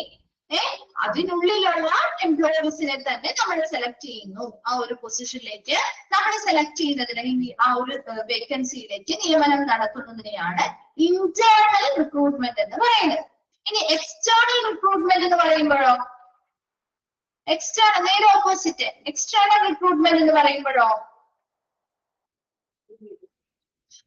പുറത്തു നിന്ന് അല്ലെ? ആ ഒരു സ്ഥാപനത്തിൽ വർക്ക് ചെയ്യുന്ന ജീവനക്കാരല്ല, അല്ലാതെ പുറത്തു നിന്നുള്ള എംപ്ലോയീസിനെ നമ്മൾ റിക്രൂട്ട് ചെയ്യുന്നതിനെയാണ് എന്ത് ചെയ്യുക? എക്സ്റ്റേണൽ റിക്രൂട്ട്മെന്റ് എന്ന് പറയുന്നത്. അത് മനസ്സിലായല്ലോ? അപ്പൊ ആദ്യം നമ്മൾ നിർണ്ണയിക്കേണ്ട കാര്യം, ഈ പറയുന്ന റിക്രൂട്ട്മെന്റ് നമ്മൾ ആദ്യം ഇന്റേണൽ ആയിട്ടാണോ ചെയ്യേണ്ടത് എക്സ്റ്റേണൽ ആയിട്ടാണോ ചെയ്യേണ്ടതെന്ന് ആദ്യം നിർണ്ണയിക്കണം, തീരുമാനിക്കണം. വേണ്ടേ? അതിനുശേഷമാണ് ബാക്കിയുള്ള കാര്യങ്ങൾ നമ്മൾ ചെയ്യേണ്ടതായിട്ടുള്ളൂ അല്ലെ? ഇപ്പൊ ഇന്റേണൽ ആയിട്ടാണെങ്കിൽ നമുക്ക് അവർക്ക് തന്നെ ആളുകളുണ്ട് ഇല്ലേ? അപ്പൊ നമ്മൾ പിന്നെ കുറെ ആളുകളെ അന്വേഷിച്ച് പോകേണ്ട കാര്യമില്ല. അവിടെ ഓൾറെഡി സ്റ്റാഫുകളുണ്ട് അല്ലെ? അതിൽ നിന്നാണ് നമ്മൾ സെലക്ട് ചെയ്യുന്നത്. അതിൽ നിന്ന് നല്ല ടാലന്റഡ് ആയിട്ടുള്ള ആ ജോലി ചെയ്യാൻ അനുയോജ്യരായവരെ സെലക്ട് ചെയ്യുകയാണ് ചെയ്യുക. അതേസമയം ഔട്ട്സൈഡ് റിക്രൂട്ട്മെന്റ് എന്ന് പറയുമ്പോൾ നമ്മൾ ഒരുപാട് കാര്യങ്ങൾ അതുമായി ബന്ധപ്പെട്ട് പുറമേ നിന്ന് ആളെ എടുക്കുകയാണ്. അപ്പൊ അതുമായി ബന്ധപ്പെട്ട് ഒരുപാട് കാര്യങ്ങൾ നമ്മൾ അതിനു വേണ്ടി ചെയ്യേണ്ടതായിട്ട് വരും ഇല്ലേ? അപ്പൊ അങ്ങനെ ഇതൊരു ഇന്റേണൽ ആയിട്ടുള്ള റിക്രൂട്ട്മെന്റ് ആണോ അതോ എക്സ്റ്റേണൽ ആയിട്ടുള്ള റിക്രൂട്ട്മെന്റ് ആണോ നടത്തേണ്ടത്? അതിന്റെ സോഴ്സ് എങ്ങനെയായിരിക്കണം? അതിന്റെ ആ ഒരു റിക്രൂട്ട്മെന്റ് അല്ലെങ്കിൽ നിയമനം നടത്തുന്നതിന്റെ ആ ഒരു സോഴ്സ് അല്ലെങ്കിൽ ഉറവിടം എവിടെ നിന്നായിരിക്കണമെന്ന് ആദ്യം നിർണ്ണയിക്കുന്നതാണ് ഫസ്റ്റ് വൺ എന്ന് പറയുന്നത്. ഇനി seek for the appropriate individual to fill in the vacant position through. അതുപോലെ തന്നെ ഉചിതമായിട്ടുള്ള വ്യക്തികളെ നമ്മൾ എന്ത് ചെയ്യുന്നു? അന്വേഷിക്കുകയും ഈ ഒരു ജോലിയിലേക്ക് ഉചിതമായ വ്യക്തികളെ ആ ഒരു ജോലിയിലേക്ക് അന്വേഷിക്കുകയും ചെയ്യും. അപ്പൊ ഔട്ട്സൈഡ് ആയിട്ടുള്ളതാവുമ്പോൾ സ്വാഭാവികമായിട്ട് നമ്മുടെ പല പല മേഖലകളിൽ നിന്നും ആളുകളെ അന്വേഷിച്ച് ഈ ഒരു ജോലിയിലേക്ക് അനുയോജ്യരായവരെ അന്വേഷിച്ച് കണ്ടെത്തേണ്ടതായിട്ട് വരും അല്ലെ? അപ്പൊ seek for the appropriate individual to fill in the vacant position through. ആ ഒരു വേക്കന്റ് ആയിട്ടുള്ള പൊസിഷനിലേക്ക് അനുയോജ്യരായിട്ടുള്ള ഉദ്യോഗാർത്ഥികളെ നമ്മൾ എന്ത് ചെയ്യുന്നു? അന്വേഷിക്കുകയും ചെയ്യും. എങ്ങനെയൊക്കെയാണ് നമ്മൾ അന്വേഷിക്കുക? അല്ലെങ്കിൽ ഈ പറയുന്ന കാര്യങ്ങൾ നമ്മൾ എങ്ങനെയാണ് എന്നിട്ട് നമുക്കൊരു ജോലി വേണം, നമ്മൾ പല സൈറ്റുകളിൽ പോയി തിരയാറുണ്ട് ഇല്ലേ? റിക്രൂട്ട്മെന്റുമായി ബന്ധപ്പെട്ട ഏതെങ്കിലും കമ്പനികള് വേക്കൻസിയുമായി ബന്ധപ്പെട്ട കാര്യങ്ങൾ ഇട്ടിട്ടുണ്ടോ? നോക്കാറില്ലേ? നോക്കാറുണ്ടോ? ഏതൊക്കെയാണ് ഓൺലൈൻ സൈറ്റുകൾ എന്ന് പറഞ്ഞേ? ഏതൊക്കെയാണ് നോക്കാറ്? ജോലി അന്വേഷിക്കുന്നവര് ആരും നോക്കാറില്ലേ? ഇതുവരെ ജോലി അന്വേഷിച്ചിട്ടില്ല എന്നാണോ? ലിങ്ക്ഡിൻ നോക്കാറുണ്ട്. പിന്നെ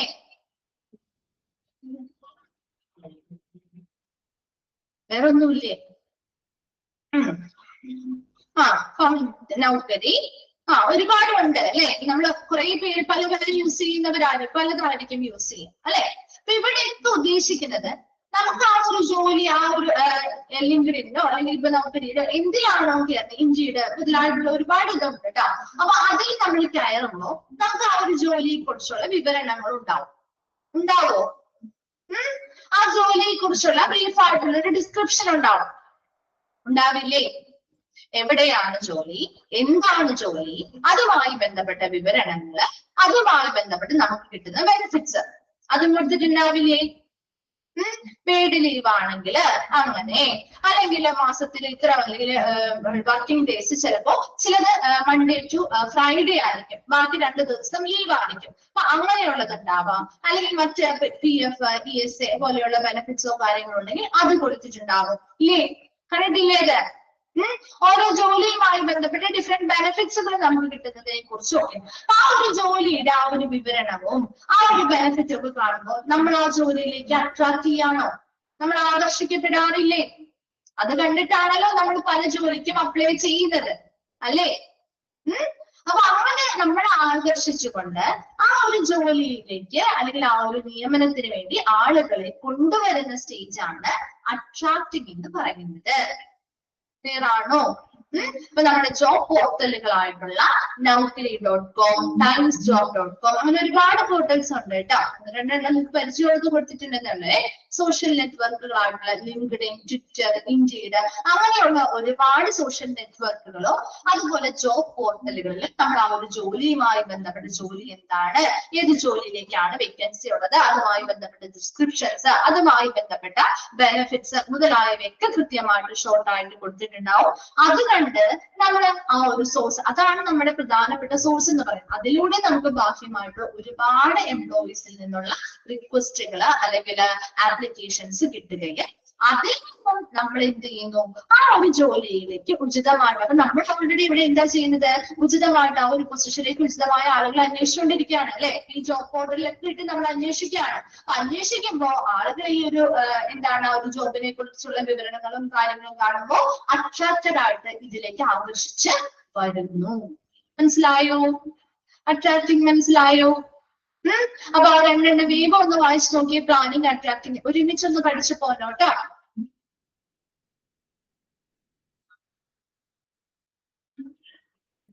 ആ ഒരു ഫസ്റ്റ് നമ്മുടെ ആ ഒരു TM മോഡലിൽ പറഞ്ഞിരിക്കുന്ന കാര്യങ്ങളാണ് കേട്ടോ നമ്മൾ ഈ ഒരു താഴെ പറയുന്നത്. കണ്ടോ, പ്ലാനിങ് കഴിഞ്ഞു, അട്രാക്റ്റിംഗ് പറഞ്ഞു, നെക്സ്റ്റ് സെലക്ടിംഗ് ആണ്. അങ്ങനെ അത് ഓരോ ട്രാൻസിഷനിങ് വരെയും നമ്മൾ പറയുന്നുണ്ട് കേട്ടോ ആ ഒരു ടാലന്റ് മാനേജ്മെന്റിന്റെ പ്രോസസ്സിലെ സ്റ്റെപ്പുകൾ.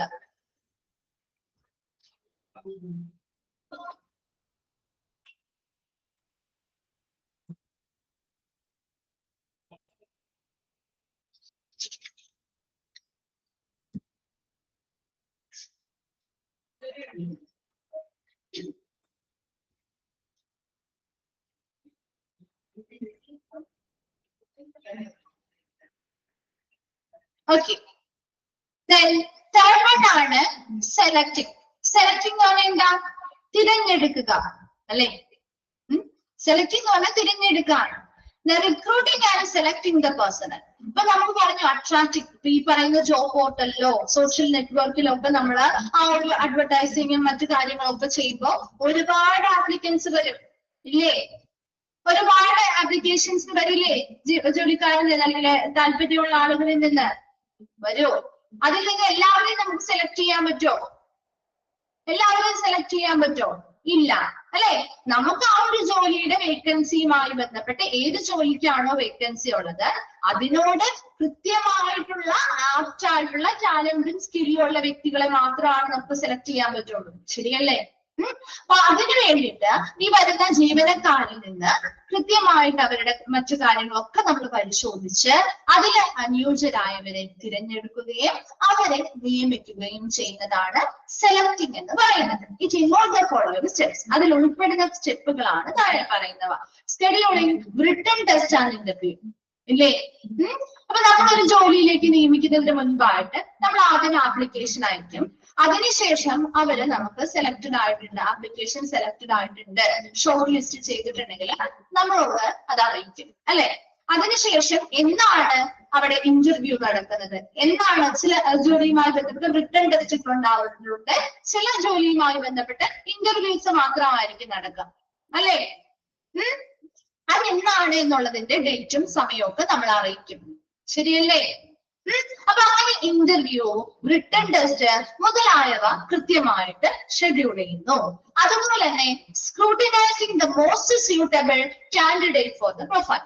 അതുപോലെ ആ ഒരു ജോലിയിലേക്ക്, പ്രൊഫൈൽ നമ്മൾ ഉദ്ദേശിക്കുന്ന ആ ഒരു ജോലിയാണ് കേട്ടോ, ആ ഒരു ജോലിയിലേക്ക് ഫിറ്റ് ആയിട്ടുള്ള അല്ലെങ്കിൽ ഏറ്റവും അനുയോജ്യനായിട്ടുള്ള, മോസ്റ്റ് സ്യൂട്ടബിൾ ആയിട്ടുള്ള അല്ലെങ്കിൽ ഏറ്റവും അനുയോജ്യനായിട്ടുള്ള കാൻഡിഡേറ്റിനെ നമ്മൾ സ്ക്രൂട്ടിനൈസ് ചെയ്യുന്നു അല്ലെങ്കിൽ പരിശോധന നടത്തി ഇതിലേക്ക് നിയമിക്കുകയാണ് ചെയ്യുക. അപ്പൊ ഒരുപാട് ജീവനക്കാർ വന്നിട്ടുണ്ടാവും. അതിൽ തന്നെ നമ്മൾ പകുതിയോളം പേര് അല്ലെങ്കിൽ ഒരു കാൽഭാഗത്തോളം പേര് നമ്മളത് ഒരു ഷോർട്ട് ലിസ്റ്റ് തയ്യാറാക്കുകയും അവരെ റിട്ടേൺ ടെസ്റ്റുകളും ഇന്റർവ്യൂസും ഒക്കെ നടത്തി കഴിയുമ്പോൾ അതിൽ നിന്നും ഏറ്റവും മികച്ചതായിട്ട് പെർഫോം ചെയ്യുന്ന ആളുകൾ അല്ലെ, നമ്മുടെ ഈ ജോലിക്ക് വേണ്ടിയിട്ടുള്ള ടാലന്റ് ഉണ്ട്, സ്കില്ലുണ്ട്, അതിനുള്ള നല്ല വ്യക്തിത്വമുണ്ട് എന്നൊക്കെ നമുക്ക് വളരെ സൂക്ഷ്മ പരിശോധന നടത്തുമ്പോൾ അവരെ കുറിച്ച് നമ്മൾ പഠനം നടത്താണ്. അവർക്ക് എന്തൊക്കെ കാര്യങ്ങൾ അറിയാം, ഇന്റർവ്യൂ നടത്തുമ്പോൾ നമ്മളോട് അതുമായി ബന്ധപ്പെട്ട പല ക്വസ്റ്റ്യൻസും ഈ പറയുന്ന ഇന്റർവ്യൂവേഴ്സ് ചോദിക്കും. അപ്പൊ അത്തരം കേസുകളൊക്കെ അതൊക്കെ കഴിഞ്ഞതിന് ശേഷം നമ്മൾ എന്ത് ചെയ്യുന്നു, ആ ഒരു ജോലിയിലേക്ക് ഏറ്റവും അനുയോജ്യരായിട്ടുള്ള വ്യക്തിയെ സൂക്ഷ്മ പരിശോധന നടത്തി നമ്മൾ തിരഞ്ഞെടുക്കുകയും നിയമിക്കുകയും ചെയ്യുന്നതാണ് സെലക്ടിങ് എന്ന് പറയുന്നത്. അപ്പൊ സെലക്ടിങ് എന്ന recruiting and selecting the personnel, ജീവനക്കാരെ സെലക്ട് ചെയ്യുന്നു, തിരഞ്ഞെടുക്കുന്നു, അവരെ നിയമിക്കുന്നു. അതിനുവേണ്ടി ഉൾപ്പെടുന്ന സ്റ്റെപ്പുകളാണ് താഴെ പറയുന്നത്. Scheduling written test and interviews. ഇന്റർവ്യൂവും റിട്ടേൺ ടെസ്റ്റുകളും ഒക്കെ നമ്മൾ കൃത്യമായിട്ട് സ്കെഡ്യൂൾ ചെയ്ത് വെക്കുന്നു. അതുപോലെ ഈ ഒരു ജോലിയിലേക്ക് അനുയോജ്യരായിട്ടുള്ള, മോസ്റ്റ് സ്യൂട്ടബിൾ ആയിട്ടുള്ള, ഏറ്റവും അനുയോജ്യരായിട്ടുള്ള മത്സരാർത്ഥിയെ നമ്മൾ സൂക്ഷ്മ പരിശോധനകൾ നടത്തി ഇതിലേക്ക് തിരഞ്ഞെടുക്കുകയും നിയമനം നടത്തുകയും ചെയ്യും. വേഗം ഒന്ന് വായിച്ചു നോക്കി. സെലക്ടിങ്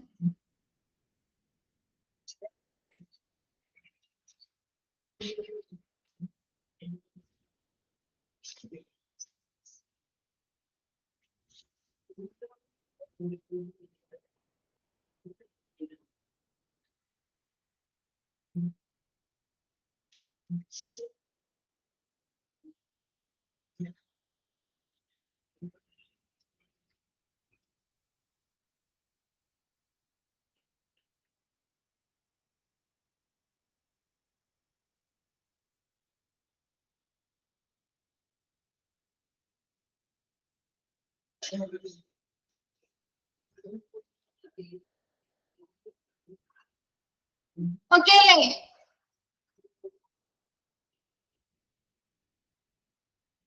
ക്ലിയർ അല്ലേ? ഓക്കെ. ദെൻ ഫോർത്ത് വൺ ആണ് ഡെവലപ്പിംഗ്. നെക്സ്റ്റ് ആണ് സെലക്ടിങ് കഴിഞ്ഞ അടുത്ത് വരുന്നതാണ് ഡെവലപ്പിംഗ്. ഡെവലപ്പിംഗ് എന്ന് പറഞ്ഞാൽ വികസിപ്പിക്കുക, അല്ലെങ്കിൽ in the stage the employee is trained according two and for the organisation and the profile. അപ്പൊ ഈ ഒരു സ്റ്റേജില് നമ്മൾ ആ ഒരു ജീവനക്കാരെ നിയമിച്ചു കഴിഞ്ഞല്ലോ, അതിനുശേഷം അവർക്ക് ആവശ്യമായ പരിശീലനങ്ങൾ കൊടുക്കാണ്. എന്തിനു വേണ്ടി? According two and for the organisation and profile. ആ ഒരു ഓർഗനൈസേഷന് വേണ്ടിയും അതുപോലെ തന്നെ ആ ഒരു ജോലിയുമായി ബന്ധപ്പെട്ട കൃത്യമായിട്ടുള്ള കാര്യങ്ങൾ അവർ പെർഫോം ചെയ്യുന്നതിന് വേണ്ടിയിട്ട് അവർക്ക് ആവശ്യമായ പരിശീലനങ്ങൾ കൊടുക്കുന്ന ഒരു സ്റ്റേജ് ആണ് ഡെവലപ്പിംഗ് സ്റ്റേജ് എന്ന് പറയാം. ഇതിൽ ഉൾപ്പെടുന്ന സ്റ്റെപ്പുകളാണ് താഴെ പറഞ്ഞിട്ടുള്ളവ. Following are the steps involved in the process. First one ആണ് carry out an onboarding programme or an orientation programme. ഇപ്പൊ ക്യാരി ഔട്ട് ഒരു ഓൺബോർഡിംഗ് പ്രോഗ്രാം അല്ലെങ്കിൽ ഒരു ഓറിയന്റേഷൻ പ്രോഗ്രാമുകൾ നടപ്പിലാക്കുക എന്നുള്ളത്, നടപ്പിൽ വരുത്തുക. അതായത് ഓറിയന്റേഷൻ പ്രോഗ്രാം എന്ന് പറഞ്ഞാല്, സാധാരണ ഓറിയന്റേഷൻ പ്രോഗ്രാം എന്ന് പറയുന്നത് ഇപ്പൊ നമുക്ക് ആദ്യമായിട്ട് ഒരു ജോലിയിലേക്ക് പ്രവേശിക്കുമ്പോൾ അവിടുത്തെ ആ ഒരു എൻവയോൺമെന്റ് എങ്ങനെയാണ്? ഒരു പേടിയും ഒരു ആൻസൈറ്റിയും കാര്യങ്ങളൊക്കെ എല്ലാവർക്കും ഉണ്ടാവും. ഉണ്ടാവില്ലേ? ഉണ്ടാവോ? ആ ഒരു ഫസ്റ്റ് ഡേ അല്ലെങ്കിൽ ആ ഒരു കുറച്ച് ദിവസത്തേക്കൊക്കെ നമുക്കൊരു ആൻസൈറ്റി, ഒരു പേടിയോ ഭയമോ കാര്യങ്ങളൊക്കെ ഉണ്ടാകാം അല്ലെ. അത്തരം കാര്യങ്ങളെ കുറയ്ക്കുന്നതിന് വേണ്ടിയിട്ട് അതുമായി ബന്ധപ്പെട്ട അവർ ചെയ്യുന്ന ടാസ്കുകളുമായി ബന്ധപ്പെട്ട് അത് ചിലപ്പോൾ ഒരു ഓറിയന്റേഷൻ പ്രോഗ്രാം ഫസ്റ്റ് ഡേയിൽ കൊടുക്കുന്നതാവാം. അല്ല എങ്കിൽ ഒരു ആഴ്ച, ആ ഒരാഴ്ചയോ അല്ലെങ്കിൽ ആ ഒരു ആഴ്ചയിൽ ഏതെങ്കിലും ഒരു ദിവസം ഒക്കെ നിൽക്കുന്നതായിരിക്കാം ഈ ഓറിയന്റേഷൻ പ്രോഗ്രാം എന്ന് പറയുന്നത്. അതിൽ പ്രധാനമായിട്ടും ഒരു വൺ ടൈം ഇവന്റ് ആണ് സാധാരണ ഓറിയന്റേഷൻ പ്രോഗ്രാം എന്ന് പറയുന്നത്. ഇതിൽ അവർക്ക് ഇമ്മീഡിയറ്റ് ആയിട്ടുള്ള ഇൻഫർമേഷൻസ്, അതായത് ഒരു സ്ഥാപനത്തിൽ ചെന്നാൽ ആ സ്ഥാപനത്തെ കുറിച്ചും അവിടെയുള്ള ആ സ്ഥാപനത്തിന്റെ വിഷൻ എന്താണ്, അവരുടെ മിഷൻ എന്താണ്, അതുപോലെ ആ ഒരു സ്ഥാപനത്തിന് പ്രധാനപ്പെട്ട അവരുടെ മുൻകാല ഹിസ്റ്ററി എന്താണ്, ഇതൊക്കെ പുതിയതായിട്ട് വരുന്ന ഒരു വ്യക്തിക്ക് അറിയില്ലല്ലോ. അവരുടെ ഹിസ്റ്ററി എന്താണ്, വിഷൻ അതുപോലെയുള്ള കാര്യങ്ങള്, അതുപോലെ ആ ഒരു എംപ്ലോയീസിന്റെ ഒരു ഹാൻഡ് ബുക്ക് പ്രൊവൈഡ് ചെയ്യുന്നു. അതുപോലെ തന്നെ അവരുമായി ബന്ധപ്പെട്ട അവരുടെ ജോലികളുമായി ബന്ധപ്പെട്ട ഒരു ബ്രീഫ് ആയിട്ടുള്ള ഒരു ബാക്ക്ഗ്രൗണ്ട് ഇൻഫർമേഷൻസ്, അങ്ങനെയുള്ള കുറച്ച് കാര്യങ്ങൾ. അതുപോലെ ഓരോ ഇടത്തെയും ഇപ്പൊ ആ ഒരു ബിൽഡിങ്ങുമായി ബന്ധപ്പെട്ട് ഓരോരോ സെക്ഷൻസ് എവിടെയാണ് കഴിഞ്ഞത്. അപ്പൊ ഫസ്റ്റ് ഡേ ചെല്ലുന്ന സമയത്ത് നിങ്ങൾ കണ്ടിട്ടില്ലേ, മിക്ക സ്ഥാപനങ്ങളിലും നമ്മളത് പരിചയപ്പെടുത്തും, ആ ഒരു സ്ഥാപനത്തിനോട് നമ്മളെ പരിചയപ്പെടുത്തും, പറ്റില്ലേ? അവിടെയുള്ള എംപ്ലോയീസിനെ നമ്മളോട് പരിചയപ്പെടുത്തും ഇല്ലേ? അതുപോലെ ആ ഒരു ബിൽഡിങ്ങുമായി ബന്ധപ്പെട്ട ഓരോരോ സെക്ഷനുകൾ എന്താണ് കൈകാര്യം ചെയ്യുന്നത് എന്ന് പരിചയപ്പെടുത്തും ഇല്ലേ? ആ ഒരു സ്ഥാപനത്തിന്റെ ഹിസ്റ്ററി എന്താണെന്ന് പരിചയപ്പെടുത്തും. ആ ഒരു സ്ഥാപനം എന്തിനു വേണ്ടി പ്രവർത്തിക്കുന്നു, അവരുടെ മിഷൻ എന്താണ്, അതുപോലെ തന്നെ അവിടെ ആ ഒരു സ്ഥാപനവുമായി ബന്ധപ്പെട്ട അവരുടെ കൊളീഗ്സ് ആരൊക്കെയാണ്, മാനേജേഴ്സ് ആരൊക്കെയാണ്, ആരുടെ കീഴിലാണ് നമ്മൾ വർക്ക് ചെയ്യേണ്ടത്, ഇങ്ങനെയുള്ള കാര്യങ്ങളൊക്കെ അവർക്ക് പറഞ്ഞു കൊടുത്ത ഒരു വൺ ടൈം ഇവന്റ് ആണ് ഓറിയന്റേഷൻ പ്രോഗ്രാം എന്ന് പറയുന്നത്. ക്ലിയർ ആയുള്ളത്? ഓറിയന്റേഷൻ പ്രോഗ്രാം എന്താന്ന് മനസ്സിലായോ? ഓക്കെ. ഇനി ഓൺബോർഡിംഗ് പ്രോഗ്രാം എന്ന് പറഞ്ഞാല് ഇത് ഒരു വൺ ഡേ ഒന്നും നടക്കുന്ന കാര്യമല്ല. ഇതൊരു കണ്ടിന്യൂസ് ആയിട്ടുള്ള ഒരു ലോങ് ടേം ആയിട്ടുള്ള ഒരു പ്രക്രിയയാണ്. അതായത് ഇവിടെ ഓൺബോർഡിംഗ് പ്രോഗ്രാം എന്ന് പറയുമ്പോൾ അവരെ ആ ഒരു ജോലിയിലേക്ക് സംയോജിപ്പിക്കുകയാണ് ചെയ്യുന്നത്. ആ ഒരു സ്പെസിഫിക് ആയിട്ടുള്ള റോള് ചെയ്യാനായിട്ട് അല്ലെങ്കിൽ ആ ഒരു ഓർഗനൈസേഷനിലേക്ക് പുതിയതായിട്ട് ഹയർ ചെയ്ത് വന്നിട്ടുള്ള നിയമിച്ച വ്യക്തിയെ അതിലേക്ക് ഇന്റഗ്രേറ്റ് ചെയ്യുന്നു അല്ലെങ്കിൽ സംയോജിപ്പിക്കുന്നതിന് വേണ്ടിയിട്ടുള്ള പ്രക്രിയയാണ് ഈ ഓൺബോർഡിംഗ് പ്രോഗ്രാം എന്ന് പറയുന്നത്.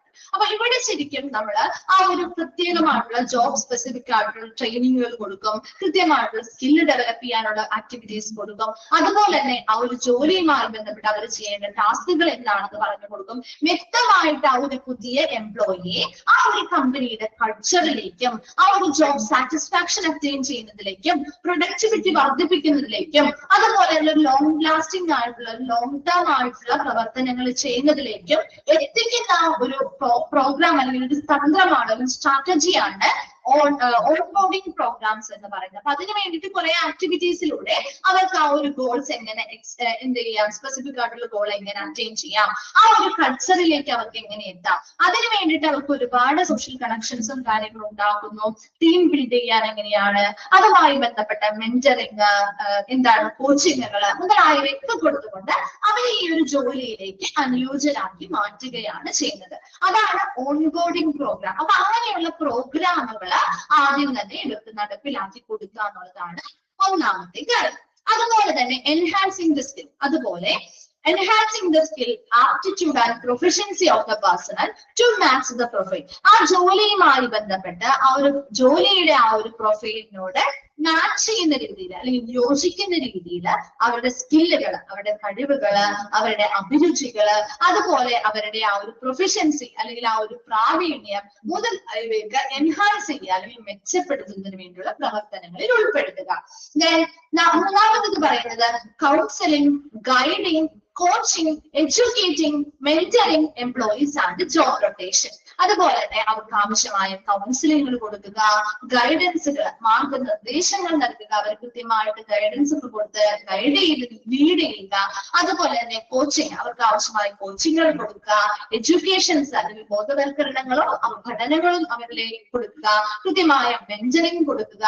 അതുപോലെ ജോബ് റൊട്ടേഷൻസ്, ഓരോ ജോലി അവിടെയുള്ള ഓരോ ജോലിയെ കുറിച്ചും വ്യക്തമായി മനസ്സിലാക്കുന്നതിന് വേണ്ടി ഓരോ ദിവസം ഓരോ ജോലിയിൽ അവരെ ഇരുത്തി അവർക്ക് അതിനോടുള്ള ആ ഒരു പ്രാവീണ്യവും ആ ഒരു നോളജും ഒക്കെ വർദ്ധിപ്പിച്ചെടുക്കുക. ഇതൊക്കെ ആ ഒരു എംപ്ലോയീസിന്റെ ഡെവലപ്മെന്റുമായി ബന്ധപ്പെട്ട് കഴിയുന്ന കാര്യങ്ങളാണ്. അപ്പോൾ ഈ ഒരു ഡെവലപ്പിംഗ് സ്റ്റേജ് എന്ന് പറയുന്നത് എംപ്ലോയീസിന് ആവശ്യമായ പരിശീലനങ്ങൾ നൽകുക എന്നുള്ളതാണ്. അതായത് ആ ഒരു ജോലിയിലേക്കും ആ ഒരു ഓർഗനൈസേഷന് വേണ്ടിയിട്ടും ആ ഒരു ജോലിക്ക് വേണ്ടിയിട്ടും അവരെ കൃത്യമായിട്ട് പ്രാപ്തരാക്കുന്നതിനെയാണ് ആ ഒരു സ്റ്റേജാണ് ശരിക്കും ഡെവലപ്പിംഗ് സ്റ്റേജ് എന്ന് പറയുന്നത്. അപ്പൊ അവരെ നമ്മൾ നിയമിച്ചാൽ മാത്രം പോലെ അവർക്ക് ആവശ്യമായ പരിശീലനങ്ങൾ കൊടുക്കുന്നു, അവർക്ക് ഓൺബോർഡിംഗ് പ്രോഗ്രാമുകൾ അല്ലെ എല്ലാ ഒരു ജോലിയിലേക്ക് ആപ്റ്റാക്കുന്ന രീതിയിലുള്ള കൃത്യമായിട്ടുള്ള ഒരു എന്താണ് അവയർനെസ് പ്രോഗ്രാമുകളാവാം, മറ്റ് മെന്ററിംഗ് പ്രോഗ്രാമുകളാവാം. അവരെ ആ ഒരു ജോലിയിലേക്ക് പുതിയതായിട്ട് ഹയർ ചെയ്ത ആ ഒരു ജോലിയിലേക്ക് ആ സ്പെസിഫിക് റോളിലേക്ക് ഇന്റഗ്രേറ്റ് ചെയ്യുന്ന ഓൺബോർഡിംഗ് പ്രോഗ്രാമുകളുണ്ട്, ഓറിയന്റേഷൻ പ്രോഗ്രാമുകൾ. അവരുടെ ആ ഒരു ഫസ്റ്റ് ഡേ അവരുടെ ആ ഒരു ആൻസൈറ്റിയും കാര്യങ്ങളൊക്കെ കുറയ്ക്കുന്നതിന് വേണ്ടിയുള്ള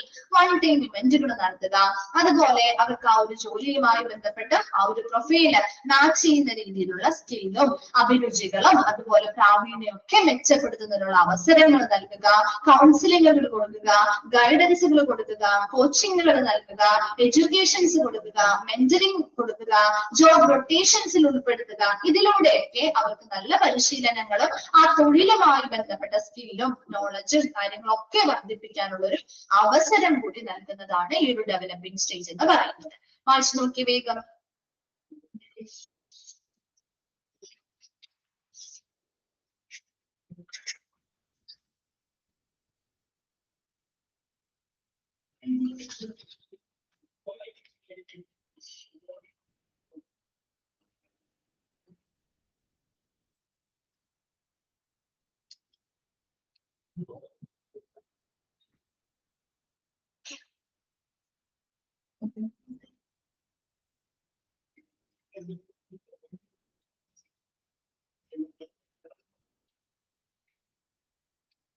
ഓക്കെ, നെക്സ്റ്റ് വൺ ആണ് റിട്ടൈനിങ്. റിട്ടൈനിങ് എന്ന് പറഞ്ഞാൽ നിലനിർത്തൽ. അപ്പൊ അവിടെ എന്താ അപ്പൊ നമ്മളിവിടെ ഡെവലപ്മെന്റ് വരെയും പറഞ്ഞിട്ടുണ്ട്. അപ്പൊ ഡെവലപ്മെന്റ് എന്ന് പറയുമ്പോൾ അവർക്ക് ആവശ്യമായ വികസനങ്ങളും കാര്യങ്ങളും ട്രെയിനിങ്ങും ഒക്കെ കൊടുത്തു. ഇനി ഈ എംപ്ലോയീസിനെ നമ്മൾ അവിടെ നിലനിർത്തേണ്ടത് ആവശ്യമാണ് അല്ലെ. For organizational existence and survival, employee retention is vital. ആ ഓർഗനൈസേഷന്റെ നിലനിൽപ്പിനും സർവൈവലിനും എംപ്ലോയീസിനെ അല്ലെങ്കിൽ അവിടുത്തെ ജീവനക്കാരെ നിലനിർത്തുക എന്ന് പറയുന്നത് വളരെ അത്യന്താപേക്ഷിതമാണ്. ശരിയല്ലേ? മിക്ക സ്ഥാപനങ്ങളും അവർക്കിടെ നന്നായിട്ട് വർക്ക് ചെയ്യുന്ന ആ ഒരു സ്ഥാപനത്തോട് വളരെ കമ്മിറ്റഡ് ആയിട്ട് നല്ല രീതിയിൽ വർക്ക് ചെയ്യുന്ന എംപ്ലോയീസിനെ ഒരിക്കലും അവർ പറഞ്ഞു വിടാറില്ല. ശരിയല്ലേ? കാരണം എന്താ, ആ എംപ്ലോയീസിലൂടെയാണ് ആ ഒരു ഓർഗനൈസേഷൻ മുന്നോട്ട് പോകുന്നത്. അതുകൊണ്ട് തന്നെ അല്ലെ, ഇപ്പൊ നല്ല സ്കില്ലുള്ള ടാലന്റഡ് ആയിട്ടുള്ള എംപ്ലോയീസ് ആണെങ്കിൽ ആ എംപ്ലോയീസിനെ നിലനിർത്തുക എന്ന് പറയുന്നത് ആ ഒരു കമ്പനിയുടെ സർവൈവലിനും എക്സിസ്റ്റൻസിനും വളരെ ഇമ്പോർട്ടന്റ് ആയിട്ടുള്ള കാര്യമാണ് അല്ലെ. അതുകൊണ്ട് തന്നെ എംപ്ലോയീസിനെ അത്തരത്തിലുള്ള എംപ്ലോയീസിനെ അവിടെ നിലനിർത്തുക എന്ന് പറയുന്നത് ആ കമ്പനിയെ സംബന്ധിച്ച് വളരെ വൈറ്റൽ ആയിട്ടുള്ള ഈ സുപ്രധാനമായിട്ടുള്ള ഒരു കാര്യം കൂടിയാണ്. Following are the ways of employer retention. അപ്പൊ എംപ്ലോയീസിന്റെ റിട്ടൻഷൻ അല്ലെങ്കിൽ നിലനിൽപ്പിന് വേണ്ടിയിട്ട് പാലിക്കേണ്ട കുറച്ച് വഴികളാണ് അല്ലെങ്കിൽ ഫോളോ ചെയ്യേണ്ട കുറച്ച് വഴികളാണ് താഴെ പറയുന്നത്. ഫസ്റ്റ് വൺ ആണ് പ്രൊമോഷൻ ആൻഡ് ഇൻക്രിമെന്റ് കൊടുക്കുക. ഇപ്പൊ നമ്മൾ ഒരു സ്ഥാപനത്തിൽ വർക്ക് ചെയ്യുമ്പോൾ നമുക്ക് അവിടെ നിലനിന്ന് പോകാൻ താല്പര്യമുണ്ടാവും, നമുക്ക് എന്തെങ്കിലും പ്രയോജനങ്ങൾ ഉണ്ടാവുമ്പോഴാണ്. ശരിയല്ലേ? സാലറി മാത്രമല്ല, അല്ലാതെ നമുക്ക് എന്തെങ്കിലുമൊക്കെ ബെനിഫിറ്റ്സ് കാര്യങ്ങൾ കിട്ടുമ്പോഴാണല്ലോ നമുക്ക് ആ സ്ഥാപനത്തിൽ പിന്നെയും നിലനിൽക്കാൻ സന്തോഷം ഉണ്ടാവുന്നേ അല്ലേ? ആണോ? നിങ്ങൾക്ക് സന്തോഷമില്ലേ? നിങ്ങൾ അവിടെ നിലനിൽക്കില്ലേ? അങ്ങനെ ഒരു സ്ഥാപനത്തില് നമുക്ക് പ്രൊമോഷൻസ് തരുന്നുണ്ട്, നമ്മൾ ചെയ്യുന്ന വർക്കിനനുസരിച്ച് നമുക്ക് ഇൻക്രിമെന്റ്സ് തരുന്നുണ്ട്. അങ്ങനെയാണെങ്കിൽ നമ്മൾ ആ സ്ഥാപനത്തിൽ നിന്ന് വിട്ടുപോകാൻ തോന്നുമോ? പോവോ? ഇല്ല, അവിടെ തന്നെ നിലനിൽക്കും ഇല്ലേ? അപ്പൊ അങ്ങനെ നമുക്ക് അവിടെ എംപ്ലോയീസിനെ നിലനിർത്താം. അതുപോലെ തന്നെ providing opportunities for growth by handling open special project. അതായത് നമ്മുടെ സ്പെഷ്യൽ ആയിട്ടുള്ള പ്രൊജക്റ്റോ കാര്യങ്ങളോ ഒക്കെ ഉണ്ടെങ്കിൽ അത് കൈമാറ്റം ചെയ്യുക. അതായത് നല്ല ടാലന്റഡ് ആയിട്ടുള്ള സ്കില്ലുള്ള എംപ്ലോയീസ് ആണെങ്കിൽ അവർക്ക് ഹാൻഡിങ് ഓവർ സ്പെഷ്യൽ ആയിട്ടുള്ള പ്രൊജക്റ്റുകൾ കാര്യങ്ങളൊക്കെ അവർക്ക് കൈമാറ്റം ചെയ്യുകയും അത്തരം വളർച്ചയിൽ അങ്ങനെ ഒരു വളർച്ച, അവരുടെ പേഴ്സണൽ ആയിട്ടുള്ള ഒരു ഗ്രോത്ത് അല്ലെങ്കിൽ വളർച്ച ഉണ്ടാകുന്ന ഒരു അവസരം അവർക്ക് നൽകുക. മനസ്സിലായോ? Providing opportunity for growth. അപ്പൊ അവർക്ക് നല്ല അവരുടെ കരിയറിലായിക്കോട്ടെ അവരുടെ പേഴ്സണൽ ആയിട്ടുള്ള ഒരു ഗ്രോത്ത് അല്ലെങ്കിൽ വളർച്ച ഉണ്ടാക്കണമെങ്കിൽ അവർക്ക് പുതിയ പുതിയ അവസരങ്ങൾ കിട്ടണം. ശരിയല്ലേ? അപ്പൊ അതിനു വേണ്ടിയിട്ട് അവർക്ക് സ്പെഷ്യൽ ആയിട്ടുള്ള പ്രൊജക്ടുകളൊക്കെ അവർക്ക് കൈമാറി കൊടുക്കുക. അതിലൂടെ അവരുടെ ഗ്രോത്ത് അല്ലെങ്കിൽ അവർക്ക് ആ ഒരു വളർച്ച ഉണ്ടാകുന്ന ഒരു അവസരം അല്ലെങ്കിൽ ഓപ്പർച്യൂണിറ്റി നൽകുക. മൂന്നാമത്തത് പാർട്ടിസിപ്പേറ്റ് ഡിസിഷൻ മേക്കിംഗ്. തീരുമാനങ്ങൾ എടുക്കുന്നതിൽ ഇവരെ കൂടി പങ്കാളികളാക്കുക. അപ്പൊ നമ്മളെ കൂടി പങ്കാളികളാക്കുമ്പോ നമുക്ക് എന്താ തോന്നുന്നു? ഓ, എന്നെയും കൂടി പങ്കാളിയാക്കി, അപ്പൊ നല്ല രീതിയിൽ ഞാൻ ആ ഒരു വർക്ക് ചെയ്യണം, അല്ലെ? ഒരു മോട്ടിവേഷൻ കൂടി കൊടുക്കുകയാണ് അതിലൂടെ. ശരിയല്ലേ?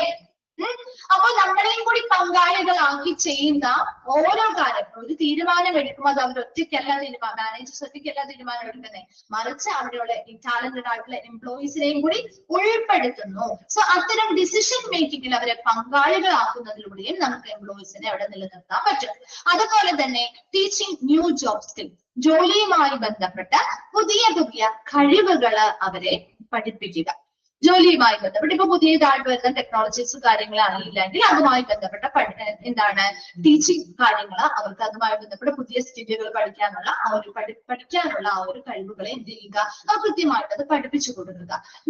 Identify the individuals contribution and effort. അതുപോലെ തന്നെ ഇൻഡിവിജ്വൽസ്, ആ ഓരോ ഇൻഡിവിജ്വൽസും ചെയ്യുന്ന കോൺട്രിബ്യൂഷൻസ്, അവർ ആ ഒരു കമ്പനിക്ക് വേണ്ടി ചെയ്യുന്ന സംഭാവനകള്, അവർ ചെയ്യുന്ന ആ ഒരു പരിശ്രമങ്ങള് മുതലായവയൊക്കെ തിരിച്ചറിയുകയും നമുക്ക് നമ്മൾ എന്തോരം ചെയ്താലും ചിലപ്പോ അവിടുത്തെ ജീവനക്കാര് ചിലപ്പോ അവിടുത്തെ ജീവനക്കാരന് ഒരുപാട് നന്നായിട്ട് വർക്ക് ചെയ്യുന്ന ആളുകളുണ്ടാവും. പക്ഷെ അവിടെ മാനേജേഴ്സ് അത് കണ്ടില്ല എന്ന് നനച്ചാൽ നമുക്ക് സ്വാഭാവികമായിട്ടും ബുദ്ധിമുട്ടുണ്ടാകും, ഫീൽ ആകും, അല്ലെ?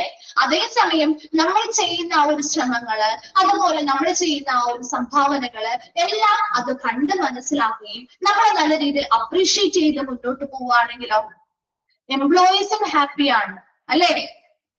അപ്പൊ അവർ ആ ഒരു സ്ഥാപനത്തിൽ തന്നെ പിന്നെയും നിലനിർത്താനായിട്ട് ശ്രമിക്കാം. അപ്പൊ ഇത്രയും കാര്യങ്ങൾ എംപ്ലോയീസിനെ ഒരു സ്ഥാപനത്തിൽ നിലനിർത്തുന്നതിന് വേണ്ടി ചെയ്യേണ്ട കുറച്ച് വഴികളാണ്. പ്രൊമോഷൻസും അതുപോലെ ഇൻക്രിമെന്റ്സും നൽകുക, അതുപോലെ തന്നെ പുതിയ പുതിയ സ്പെഷ്യൽ പ്രൊജക്ടുകൾ വരുമ്പോ അത് അവർക്ക് കൈമാറിക്കൊടുത്തുകൊണ്ട് അവർക്കുള്ള ഒരു വളർച്ചയ്ക്കുള്ള ഒരു അവസരം നൽകുക, അതുപോലെ ഡിസിഷൻ മേക്കിങ്ങിന് തീരുമാനമെടുക്കുന്നതിൽ അവരെ കൂടി പങ്കാളികളാക്കുക, പുതിയ പുതിയ ജോബുമായി ബന്ധപ്പെട്ട കഴിവുകൾ അവരെ പഠിപ്പിക്കുക, ഇൻഡിവിജ്വൽ ആയിട്ടുള്ള കോൺട്രിബ്യൂഷൻസും എഫേർട്ടുകളും ഒക്കെ തിരിച്ചറിയിക്കുകയും അവർക്ക് അതിനനുസരിച്ചുള്ള പ്രശംസകളും റിവാർഡുകളും കൊടുക്കുക. ക്ലിയർ ആണോ? റിട്ടൈനിങ് മനസ്സിലായോ? ട്രാൻസിഷനും കൂടി ഞാൻ പറയാം കേട്ടോ. ട്രാൻസിഷൻ എന്ന് പറഞ്ഞാല് പരിവർത്തനമാണ്. അതായത് talent management aims at the overall transformation of the employees to achieve the organizational vision. ആ ഓർഗനൈസേഷന്റെ വിഷൻ അല്ലെങ്കിൽ അവരുടെ ആ ഒരു കാഴ്ചപ്പാടുകൾ അച്ചീവ് ചെയ്യുന്ന അല്ലെങ്കിൽ നേടിയെടുക്കുന്നതിന് വേണ്ടിയിട്ട് എംപ്ലോയീസിന്റെ ഒരു ഓവറോൾ ആയിട്ടുള്ള ഒരു മൊത്തത്തിലുള്ള ഒരു പരിവർത്തനത്തെയാണ് ടാലന്റ് മാനേജ്മെന്റ് ലക്ഷ്യം വെക്കുന്നത്. അപ്പൊ അവിടെ it can be achieved through. എങ്ങനെ നമുക്ക് ആ ഒരു ഓവറോൾ ആയിട്ടുള്ള ട്രാൻസ്ഫോർമേഷൻ, എംപ്ലോയീസിന്റെ ട്രാൻസ്ഫോർമേഷൻ എങ്ങനെ നമുക്ക് അച്ചീവ് ചെയ്യാൻ പറ്റും? അതിൽ ഫസ്റ്റ് വണ്ണാണ് റിട്ടയർമെന്റ് ബെനിഫിറ്റ്സ് ടു എംപ്ലോയീസ്. എംപ്ലോയീസിന്റെ റിട്ടയർമെന്റ് ബെനിഫിറ്റുകൾ അല്ലെങ്കിൽ വിരമിക്കലുമായി ബന്ധപ്പെട്ട ആനുകൂല്യങ്ങൾ നൽകുക. അപ്പൊ നമുക്കറിയാം ഒരു എംപ്ലോയി ആ കയറുന്ന സമയത്ത് അല്ലെങ്കിൽ കുറച്ച് നാള് മാത്രം ആ ഒരു പെർഫോമൻസ് കാഴ്ചവെച്ചാൽ പോരാ, മൊത്തത്തിൽ അവർ എന്ത് ചെയ്യണം? പരിവർത്തനം നടത്തണം. അവരുടെ മൊത്തത്തിലുള്ള ടാലന്റുകളും സ്കില്ലുകളും ഒക്കെ അവരെപ്പോഴും എന്ത് ചെയ്യണം? അപ് ടു ഡേറ്റ് ആയിട്ട് കീപ്പ് ചെയ്തുകൊണ്ടിരിക്കണം. അപ്പൊ അവർക്ക് മനസ്സിലാവണം, ഞാൻ ഈ കമ്പനിയിൽ ജോലി ചെയ്താൽ ഇവിടെ നിന്ന് വിരമിക്കുന്ന സമയത്ത് എനിക്ക് കുറച്ച് ഫിനാൻഷ്യൽ ആയിട്ടുള്ള സെക്യൂരിറ്റിയും കംഫർട്ടബിൾ ആയിട്ടുള്ള ഒരു ലൈഫും ഒക്കെ ഇതിലൂടെ എനിക്ക് കിട്ടും എന്നൊരു ബോധ്യം അവർക്കുണ്ട് എങ്കിൽ അവർ നല്ല രീതിയിൽ ഈ കമ്പനിയുടെ ആവശ്യകതക്കനുസരിച്ച് മാറാൻ അവർ ശ്രമിക്കില്ലേ? ശ്രമിക്കോ? നമ്മളെ ശ്രമിക്കില്ലേ? കാരണം ആ കമ്പനിയുടെ ആവശ്യകതകൾക്കനുസരിച്ച് മാറിയില്ലെങ്കിൽ എന്താ പറ്റുക? നമ്മൾ അവിടെ നിന്ന് പോവേണ്ടതായിട്ട് വരും, അല്ലെ? അടുത്തൊരാൾ അതിന് പകരം കയറും. അതേസമയം നമ്മുടെ ആ ഒരു കമ്പനിയുടെ ഗോൾസ് കാര്യങ്ങൾ നേടിയെടുക്കുന്നതിന് വേണ്ടി അതിനനുസരിച്ച് നമ്മൾ മാറണമെങ്കിൽ നമുക്ക് അതിനനുസരിച്ച് ബെനിഫിറ്റ്സ് അവർക്ക് കിട്ടുന്നുണ്ടെന്ന് തോന്നണം, അല്ലേ? അപ്പൊ അങ്ങനെ ഇപ്പൊ PF ആവാം, പെൻഷൻ പ്ലാനുകളാവാം, ഗ്രാറ്റുവിറ്റി ആവാം, അങ്ങനെയുള്ള പലതരത്തിലുള്ള റിട്ടയർമെന്റുമായി ബന്ധപ്പെട്ട ബെനിഫിറ്റുകൾ എംപ്ലോയീസിന് നൽകുന്നതിലൂടെ അവര് എന്ത് ചെയ്യുന്നു? ആ ഒരു കമ്പനിക്ക് ആവശ്യമായ രീതിയിൽ പരിവർത്തനം നടത്തുന്നു, അല്ലെങ്കിൽ ട്രാൻസ്ഫോർമേഷൻ നടത്തുന്നു. അതുപോലെ കണ്ടക്ടിങ് എക്സിറ്റ് ഇന്റർവ്യൂസ്. അതായത് എക്സിറ്റ് ഇന്റർവ്യൂ എന്ന് പറഞ്ഞാല് ഇപ്പൊ ഒരു എംപ്ലോയി ആ ഒരു സ്ഥാപനത്തിൽ നിന്ന് ലീവ് ചെയ്ത് പോവാണ്, വേണ്ട ജോലി ഉപേക്ഷിച്ച് പോവാണ്. അപ്പൊ അത്തരം എംപ്ലോയീസിനോട് നമ്മൾ നടത്തുന്ന കോൺവെർസേഷൻ അല്ലെങ്കിൽ അവരോട് നടത്തുന്ന ഒരു ഫോർമൽ ആയിട്ടുള്ള സർവേ ആണ് ഈ എക്സിറ്റ് ഇന്റർവ്യൂ എന്ന് പറയുന്നത്. അപ്പൊ അതിലൂടെ നമ്മൾ അവരോട് ചോദിക്കുകയാണ് അവരുടെ എക്സ്പീരിയൻസുമായി ബന്ധപ്പെട്ട് അവരുടെ ഫീഡ്ബാക്ക് എടുക്കുകയാണ്. എങ്ങനെയുണ്ടായിരുന്നു ആ കമ്പനിയുമായി ബന്ധപ്പെട്ട് നിങ്ങളുടെ എക്സ്പീരിയൻസ് എന്താണ്, എന്തൊക്കെയാണ് നിങ്ങൾക്ക് നല്ലതായിട്ട് തോന്നിയത്, ഏതൊക്കെ ഏരിയാസിലാണ് ഇംപ്രൂവ്മെന്റ് വരുത്തേണ്ടതായിട്ട് തോന്നിയത്, അങ്ങനെയുള്ള കാര്യങ്ങൾ തിരിച്ചറിയണം. അപ്പൊ അതിനനുസരിച്ച് എംപ്ലോയീസിന് നല്ല രീതിയിലുള്ള അപ്പൊ നമുക്ക് മനസ്സിലാവും ഏതൊക്കെ ഏരിയയിലെ ഇംപ്രൂവ്മെന്റ്സ് നടത്തണം, എംപ്ലോയീസിന് ഏതൊക്കെ മേഖലയിലാണ് ബുദ്ധിമുട്ടുകൾ തോന്നുന്നത്.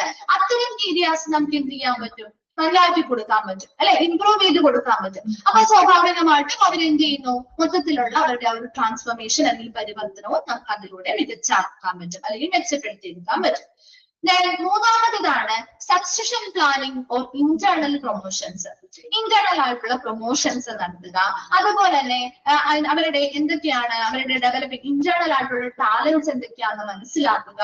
അതിലൂടെ അവർക്കൊരു ഭാവിയിലേക്കുള്ള ലീഡർഷിപ്പ് റോളുകൾ ഉണ്ടോ, അതിന് വേണ്ടിയിട്ട് ഇന്റേണൽ ആയിട്ടുള്ള അവരുടെ ടാലന്റ് എന്താണെന്ന് കൃത്യമായിട്ട് മനസ്സിലാക്കുകയും അത് വികസിപ്പിച്ചെടുക്കാനുള്ള പദ്ധതികൾ അല്ലെങ്കിൽ പ്രോസസ്സുകൾ കൊണ്ടുവരികയും അതിലൂടെ അവർക്ക് ഇന്റേണൽ ആയിട്ടുള്ള പ്രൊമോഷൻസ് അവിടെ ഓൾറെഡി ജോലിയിലുള്ള ജീവനക്കാരെ തന്നെ നമ്മൾ പ്രൊമോഷൻസിൽ ഉൾപ്പെടുത്തി മറ്റൊരു നല്ല പൊസിഷനിലേക്ക് അവരെ എന്ത് ചെയ്യുന്നു, പ്രൊമോഷൻസ് കൊണ്ടുവരുന്നു. അപ്പൊ അതിലൂടെയൊക്കെ അവരുടെ മൊത്തത്തിലുള്ള ഒരു ട്രാൻസ്ഫോർമേഷൻ അല്ലെങ്കിൽ പരിവർത്തനം നമുക്ക് കൊണ്ടുവരാനായിട്ട് പറ്റും. അപ്പൊ ഇത്രയും കാര്യങ്ങൾ ഒരു എന്താണ് ടാലന്റ് മാനേജ്മെന്റ് പ്രക്രിയയിൽ ഉൾപ്പെടുന്ന സ്റ്റെപ്പുകളാണ്.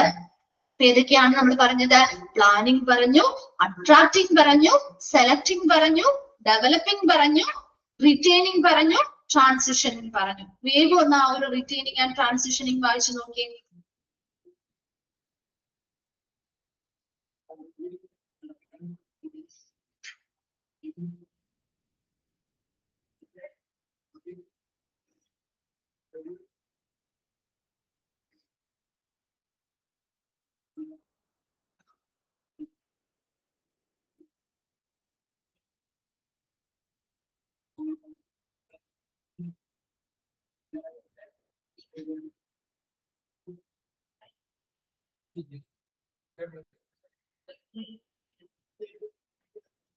വായിച്ചു കഴിയുന്നവരൊന്ന് റിപ്ലൈ ചെയ്യണേ.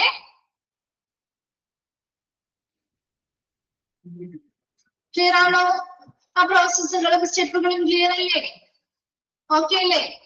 ഓക്കെ. അപ്പൊ നെക്സ്റ്റ് ക്ലാസ്സിൽ നമുക്ക് significance of talent management start ചെയ്യാം. അപ്പൊ ഇവിടെ വരെയും നെക്സ്റ്റ് ക്ലാസ്സിൽ വരുമ്പോൾ ഒന്ന് വായിച്ചിട്ട് വരാം കേട്ടോ.